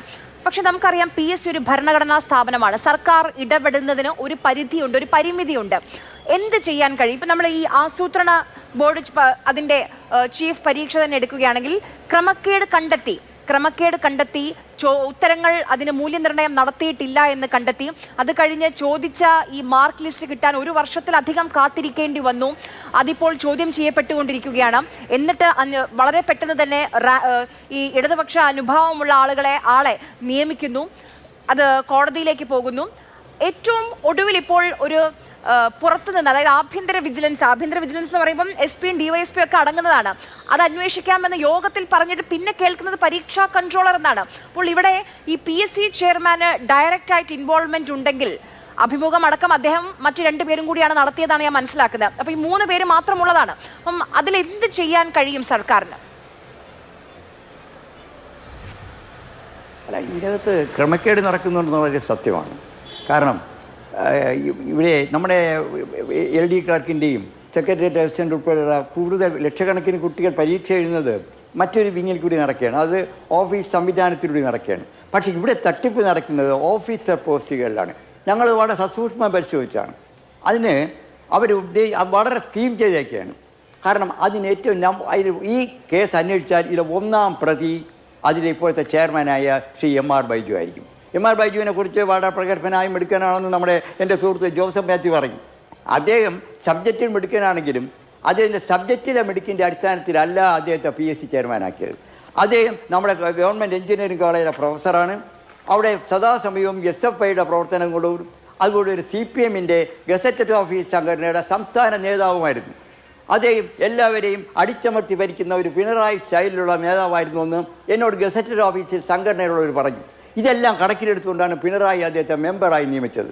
മെമ്പറായി നിയമിച്ചപ്പോൾ അവിടുത്തെ പ്രവർത്തനം വളരെ മെച്ചമാണെന്ന് കണ്ടപ്പോൾ, നമ്മുടെ ഈ അടുത്ത കാലത്ത് നമ്മുടെ കമ്മീഷണറായി നിയമിച്ച വാസു മിടുക്കനാണെന്ന് കണ്ടപ്പോൾ പിണറായി അദ്ദേഹത്തെ ചെയർമാനായി നിയമിക്കുകയും അദ്ദേഹം സ്വർണം മുഴുവൻ തട്ടിയ ശബരിമലത്തെ സ്വർണം മുഴുവൻ അടിച്ചുകൊണ്ട് പോയ കഥയറിയാം. അതുപോലെ ഇദ്ദേഹം മെമ്പറായിരുന്നപ്പോൾ വളരെ പ്രഗത്ഭനാണെന്ന് കണ്ടെത്തിയുകൊണ്ടാണ് ആ മെമ്പറെ തന്നെ അവിടെ ചെയർമാനാക്കി നിയമിച്ചു. അദ്ദേഹമാണ് ഈ നടത്തിയിരിക്കുന്ന തട്ടിപ്പുകളുടെയൊക്കെ കേന്ദ്ര ബിന്ദു. അതിന് ഏറ്റവും പ്രധാനപ്പെട്ട കാര്യമായി എൻ്റെ കുറേ സുഹൃത്തുക്കൾ PSCയിൽ മെമ്പർമാരായിട്ടുണ്ട്. ഞാൻ അവരുമായിട്ടൊക്കെ നിരന്തരം ബന്ധപ്പെടുന്നുണ്ട്. അവർക്ക് വേറെ റോളുമില്ല. അവർ പറയാണ് ഞങ്ങൾ വന്നിരിക്കും, ഏതെങ്കിലും ഒരു മറ്റേ ഇൻ്റർവ്യൂവിന് പോകുന്ന ഒരു ജോലി മാത്രമേ ഉള്ളൂ, പിന്നെ ശമ്പളവും വാക്കിയും ടീയും കിട്ടും. അവിടെ 3-4 പേർക്കുന്ന ഒരു കോക്കസാണ് ഭരിക്കുന്നത്. CPM എല്ലാം നിന്നില്ല, CPM തന്നെ ഒരു കോക്കസ്. ഞാൻ എടുത്തു പറയട്ടെ, ആ കോക്കസിനകത്തുള്ള 2 പേരുടെ പേര് ഞാനിപ്പോൾ പറയാം, എനിക്ക് പറയാനൊരു മടിയില്ല. ഞാൻ ചോദിട്ടെ, ഈ കഴിഞ്ഞ സംസ്കൃത സർവകലാശാല എന്ന് പറയുന്നത് ഏറ്റവും വലിയ തട്ടിപ്പ് നടക്കുന്ന സ്ഥാപനമാണ്. BA പാസ്സാവുക, MA പാസ്സാവുക, PhD കിട്ടുന്ന സ്ഥാപനമാണ്. അവിടെ നിന്നും PhD എടുത്ത ആ PhD രേഖാമൂലം ഞാൻ ഗവർണർക്ക് പരാതി കൊടുത്താണ്.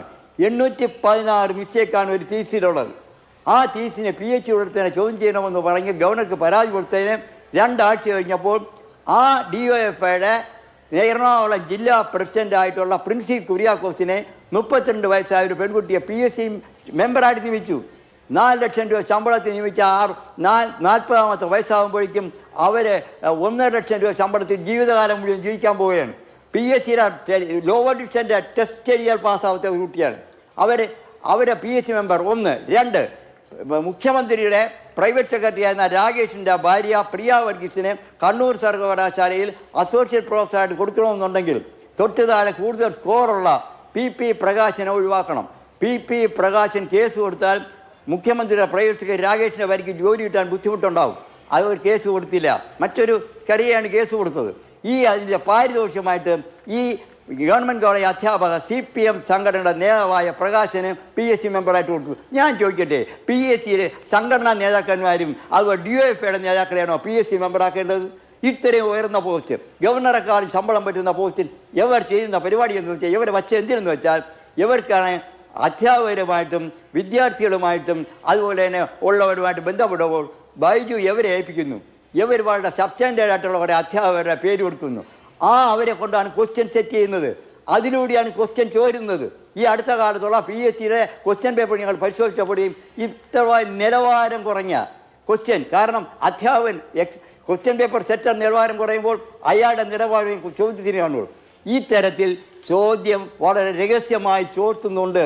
ചോർത്തിയാണ് ഇതിൽ എല്ലാവരും റാങ്ക് വാങ്ങിക്കുന്നത്. ഈ റാങ്ക് വാങ്ങിച്ച് വന്നു കഴിഞ്ഞാലോ ഇൻ്റർവ്യൂ നടക്കുന്ന കാര്യം കൂടി ഞാൻ പറഞ്ഞ് അവസാനിപ്പിക്കാം.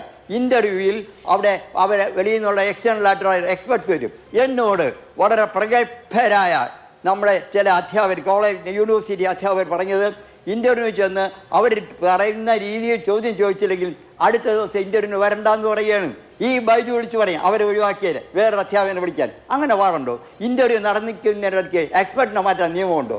എന്ത് തോന്നിയവാസവും ഈ PSC ഓഫീസിൽ നടക്കും. അതിനുശേഷം ബൈജു ഒരു ഉത്തരവിട്ടു, ഏതെങ്കിലും ഉദ്യോഗാർത്ഥി PSCക്കെതിരെ പരാതി കൊടുത്താൽ അയാളെ എല്ലാ വർഷവും സ്ഥിരമായി PSCയുടെ പരീക്ഷയിൽ നിന്ന് ഒഴിവാക്കും.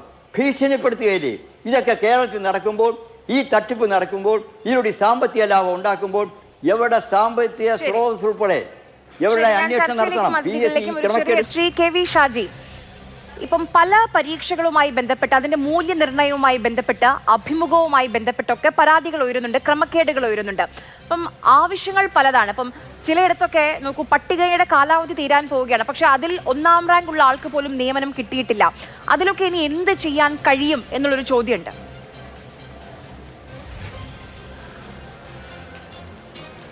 അതിലേക്ക് വരുന്നതിന് മുമ്പ് ശ്രീ ജോസഫ് സി മാത്യു ഇപ്പോഴത്തെ നിലവിലെ PSC ചെയർമാൻ വളരെ കഴിവുള്ള ആളാണ് എന്ന് പറഞ്ഞത് വളരെ വേദനയോടുകൂടിയാണ് ഞാൻ കേട്ടത്. കാരണം ജോസഫ് സി മാത്യുവിനെ പോലുള്ള ഒരാൾ PSC ചെയർമാൻ അത്തരത്തിലൊരു പ്രോഗ്രസ് റിപ്പോർട്ട് കൊടുത്തത് എന്തിൻ്റെ അടിസ്ഥാനത്തിലാണെന്ന് എനിക്കറിയില്ല. ചെയർമാൻ എന്ന നിലയിലുള്ള പ്രോഗ്രസ് റിപ്പോർട്ടല്ല, ആ മേഖലയിലെ എക്സ്പെർട്ടീസിലാണ് നല്ല അഭിപ്രായം പറഞ്ഞത് അദ്ദേഹം. അല്ല, തെറ്റാണത്. ജോസഫ് സി മാത്യു ഏത് അടിസ്ഥാനത്തിലായാലും കേരളത്തിലെ ഇപ്പോഴത്തെ PSC ചെയർമാനെ ജോസഫ് സി മാത്യുവിനെ പോലുള്ള ഒരാൾ, അദ്ദേഹം കഴിവുള്ള ഒരാളാണ് എന്ന്, PSC ചെയർമാനായിരിക്കാൻ കഴിവുള്ള ഒരാളാണ് എന്ന് പറയുന്നത് അംഗീകരിക്കാൻ കഴിയുന്ന ഒരാളല്ല എൻ്റെ ജീവിതാനുഭവത്തിൽ. ഞാൻ അതിലേക്ക് വരാം. അതിന് കാരണം ഈ ഇപ്പോഴത്തെ PRDയിലെ അസിസ്റ്റന്റ് ഇൻഫർമേഷൻ ഓഫീസർമാരുടെ വിവാദം ഇപ്പം ഈ അടുത്ത കാലത്താണ് വരുന്നത്. കഴിഞ്ഞ പിണറായി സർക്കാരിൻ്റെ കാലത്ത് ഞാൻ ഇത് സംബന്ധിച്ച് മലപ്പുറം PRDയിലെ ഒരു ഇൻഫർമേഷൻ ഓഫീസർ ഒരു ഉദ്യോഗാർത്ഥിക്ക് അവിടെ ജോലി ചെയ്യാത്ത, പ്രിസം പാനലിൽ ജോലി ചെയ്യാത്ത ഒരു ഉദ്യോഗസ്ഥയ്ക്ക് സർട്ടിഫിക്കറ്റ് കൊടുത്തു, പരിചയ സർട്ടിഫിക്കറ്റ് കൊടുത്തു.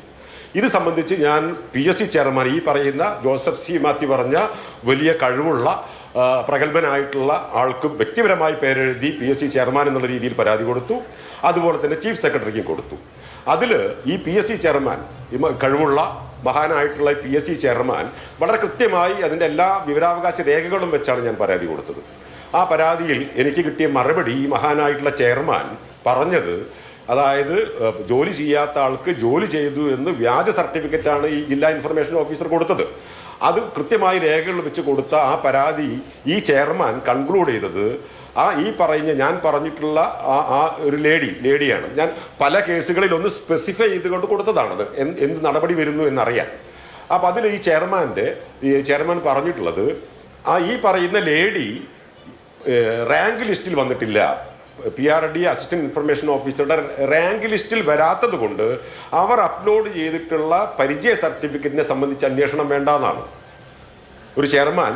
അതായത് PSC പോലുള്ള ഒരു ഭരണഘടനാ സ്ഥാപനത്തിലേക്ക് ഒരു അപ്ലിക്കേഷൻ വ്യാജ സർട്ടിഫിക്കറ്റ് ഉണ്ടാക്കി നൽകി എന്നൊരു പൗരൻ രേഖാമൂലം പരാതി കൊടുക്കുമ്പോൾ സ്വാഭാവികമായി ജോസഫ് സി മാത്യു പറഞ്ഞ ഈ കഴിവുള്ള മനുഷ്യൻ ചെയ്യേണ്ടത് PSC പോലുള്ള ഒരു സ്ഥാപനത്തിലേക്ക് അപ്ലിക്കേഷൻ നൽകിയ ഒരാൾ വ്യാജമായ സർട്ടിഫിക്കറ്റ് നൽകി എന്ന് പറഞ്ഞാൽ അവർ റാങ്ക് ലിസ്റ്റിൽ വന്നോ വന്നില്ലേ എന്നുള്ളത് വേറെ വിഷയം.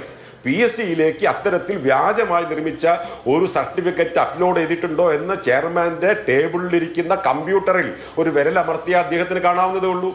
അത് പരിശോധിക്കുന്നതിന് പകരം അദ്ദേഹം എടുത്ത തീരുമാനം, എനിക്ക് കിട്ടിയ വിവരാശ മറുപടിയിൽ അവിടുത്തെ ഇന്റേണൽ ഒരാളും അന്വേഷിച്ചിട്ടില്ല. ചെയർമാൻ നേരിട്ട് ചെയർമാൻ്റെ പേരെഴുതി കൊടുത്ത പരാതി എന്നുള്ളത് കൊണ്ട് തന്നെ ഈ മഹാനായിട്ടുള്ള ചെയർമാൻ ചെയ്തത് ഈ റാങ്ക് ലിസ്റ്റിൽ അദ്ദേഹം ആ സ്ത്രീ വന്നിട്ടില്ല എന്നുള്ളത് കൊണ്ട് ഈ വിഷയത്തെക്കുറിച്ച് അന്വേഷിക്കേണ്ട എന്നാണ്. അങ്ങനെ ആ പരാതി ക്ലോസ് ചെയ്തു. ഇതേ പരാതി ഞാൻ കഴിഞ്ഞ സർക്കാരിൻ്റെ കാലത്ത് ചീഫ് സെക്രട്ടറിക്ക് കൊടുത്തു. ചീഫ് സെക്രട്ടറി ചെയ്തത് അത് PRD ഡയറക്ടർ, വിവാദ നായകനായിട്ടുള്ള PRD ഡയറക്ടർക്ക് കൈമാറി. PRD ഡയറക്ടർ അത് കണ്ണൂർ റീജിയണൽ ഡയറക്ടർക്ക്, ഡെപ്യൂട്ടി ഡയറക്ടർക്ക് കൈമാറി. എന്നിട്ട് ഇവരെന്ത് ചെയ്തു, ഈ വ്യാജ സർട്ടിഫിക്കറ്റ് കൊടുത്തു എന്ന് പറയുന്ന റഷീദ് പടുകണ്ണി എന്ന് പറയുന്ന അദ്ദേഹത്തോട്, ജില്ലാ ഇൻഫർമേഷൻ ഓഫീസറോട്, നിങ്ങൾ ഇങ്ങനെ വ്യാജ സർട്ടിഫിക്കറ്റ് കൊടുത്തിട്ടുണ്ടോ എന്നും മെമ്മോ എഴുതി ചോദിച്ചു. വ്യാജ സർട്ടിഫിക്കറ്റ് കൊടുത്ത ആള് ഇവരുടെ മെമ്മോ കിട്ടുമ്പോൾ അതെ സാർ ഞാൻ വ്യാജ സർട്ടിഫിക്കറ്റ് കൊടുത്തു സാർ എന്ന് പറയുമല്ലോ. അദ്ദേഹം മറുപടി സ്വാഭാവികമായും പറഞ്ഞു, ഞാൻ അങ്ങനെ സർട്ടിഫിക്കറ്റ് കൊടുത്തിട്ടില്ല എന്ന് പറഞ്ഞു. ഉടൻ തന്നെ ഈ വ്യാജ സർട്ടിഫിക്കറ്റ് കൊടുക്കുമ്പോൾ ഈ റഷീദ് എന്ന് പറയുന്ന ജില്ലാ ഇൻഫർമേഷൻ ഓഫീസർ മലപ്പുറം ജില്ലയിൽ ജോലി ചെയ്യുന്നില്ല, അദ്ദേഹം കണ്ണൂരായിരുന്നു. ആ സർട്ടിഫിക്കറ്റ് കൊടുക്കുന്ന കാലഘട്ടത്ത് അദ്ദേഹം അത് പറഞ്ഞു, ഞാൻ ആ കാലത്ത് PRDയിൽ മലപ്പുറത്തല്ല, ഞാൻ കണ്ണൂരാണ് ജോലി ചെയ്തിരുന്നത് എന്ന് പറഞ്ഞു. മറുപടി കൊടുത്തു. ഉടൻ എന്ത് ചെയ്തു, മലപ്പുറത്തേക്ക് ഒരു ഇൻഡാസ് പോയി. അവിടുത്തെ രേഖയിൽ ഇത്തരം ഒരാൾക്ക് സർട്ടിഫിക്കറ്റ് കൊടുത്തതായിട്ടുണ്ടോ എന്ന് അവിടെ നിന്ന് കൃത്യമായിട്ട് മറുപടി കിട്ടി, ഇങ്ങനെ ഒരു സർട്ടിഫിക്കറ്റ് ഇവിടുന്ന് ഇഷ്യൂ ചെയ്തിട്ടില്ല എന്നുള്ളത്. സാമാന്യ യുക്തിയിൽ ഒരു വ്യാജ സർട്ടിഫിക്കറ്റ് കൊടുക്കുന്ന ഒരാള് ആ വ്യാജ സർട്ടിഫിക്കറ്റ് ഞാൻ കൊടുത്തു, പ്രിസം പാനലിൽ മലപ്പുറത്ത് ജോലി ചെയ്യാത്ത ആളുകൾക്ക് അവിടെ ജോലി ചെയ്തു എന്ന് പറഞ്ഞ് കൊടുത്ത ഒരു എക്സ്പീരിയൻസ് സർട്ടിഫിക്കറ്റ് അവിടെ സർട്ടിഫിക്കറ്റ് കൊടുക്കുന്ന രേഖയിൽ രജിസ്റ്ററിൽ എഴുതി വെക്കുവോ? ഒരു സാമാന്യ യുക്തി എന്ന് പറയുന്നത് ഈ നാട്ടിലില്ലേ? അങ്ങനെ ആ റഷീദ് എന്ന് പറയുന്ന ജില്ലാ ഇൻഫർമേഷൻ ഓഫീസറുടെ ആ മറുപടി വെച്ച് ആ പരാതി ക്ലോസ് ചെയ്തു. ഇപ്പൊ പുതിയ മന്ത്രി വന്ന് നമ്മളോട് സംസാരിച്ചല്ലോ, ആ സർക്കാരിന് മുന്നിൽ ഞാൻ വീണ്ടും ഈ പരാതി നൽകിയിട്ടുണ്ട്. സർക്കാർ എന്ത് പരാതി എന്ത് നടപടി സ്വീകരിക്കുന്നു എന്ന് നമുക്ക് കാണാം. ഇത് ഇപ്പൊ തുടങ്ങിയതല്ല. മനസ്സിലായി. സമയം അതിക്രമിച്ചതുകൊണ്ട് ഞാൻ ഇടപെടുകയാണ്. എന്തായാലും തുടക്കത്തിൽ പറഞ്ഞതുപോലെ ലക്ഷക്കണക്കിന് ഉദ്യോഗാർത്ഥികളുടെ സ്വപ്നമാണ്, അവരുടെ കഠിനാധ്വാനമാണ്, വർഷങ്ങളുടെ കഠിനാധ്വാനമാണ്. പരാതികൾ നിരവധിയുണ്ട് പുതിയ സർക്കാരിന് മുന്നിൽ. അതിൽ നടപടി ഉണ്ടാകും, അന്വേഷണം ഉണ്ടാകും എന്നുള്ളതാണ് സംസ്ഥാന സർക്കാർ നൽകുന്ന ഉറപ്പ്. അത് എത്രത്തോളം പാലിക്കപ്പെടും എന്നുള്ളത് നമുക്ക് കണ്ടറിയാം. വളരെയധികം നന്ദി ചർച്ചയിൽ പങ്കെടുത്ത എല്ലാ പാനലിസ്റ്റുകൾക്കും, ചർച്ച കണ്ട പ്രിയപ്പെട്ട പ്രേക്ഷകർക്കും.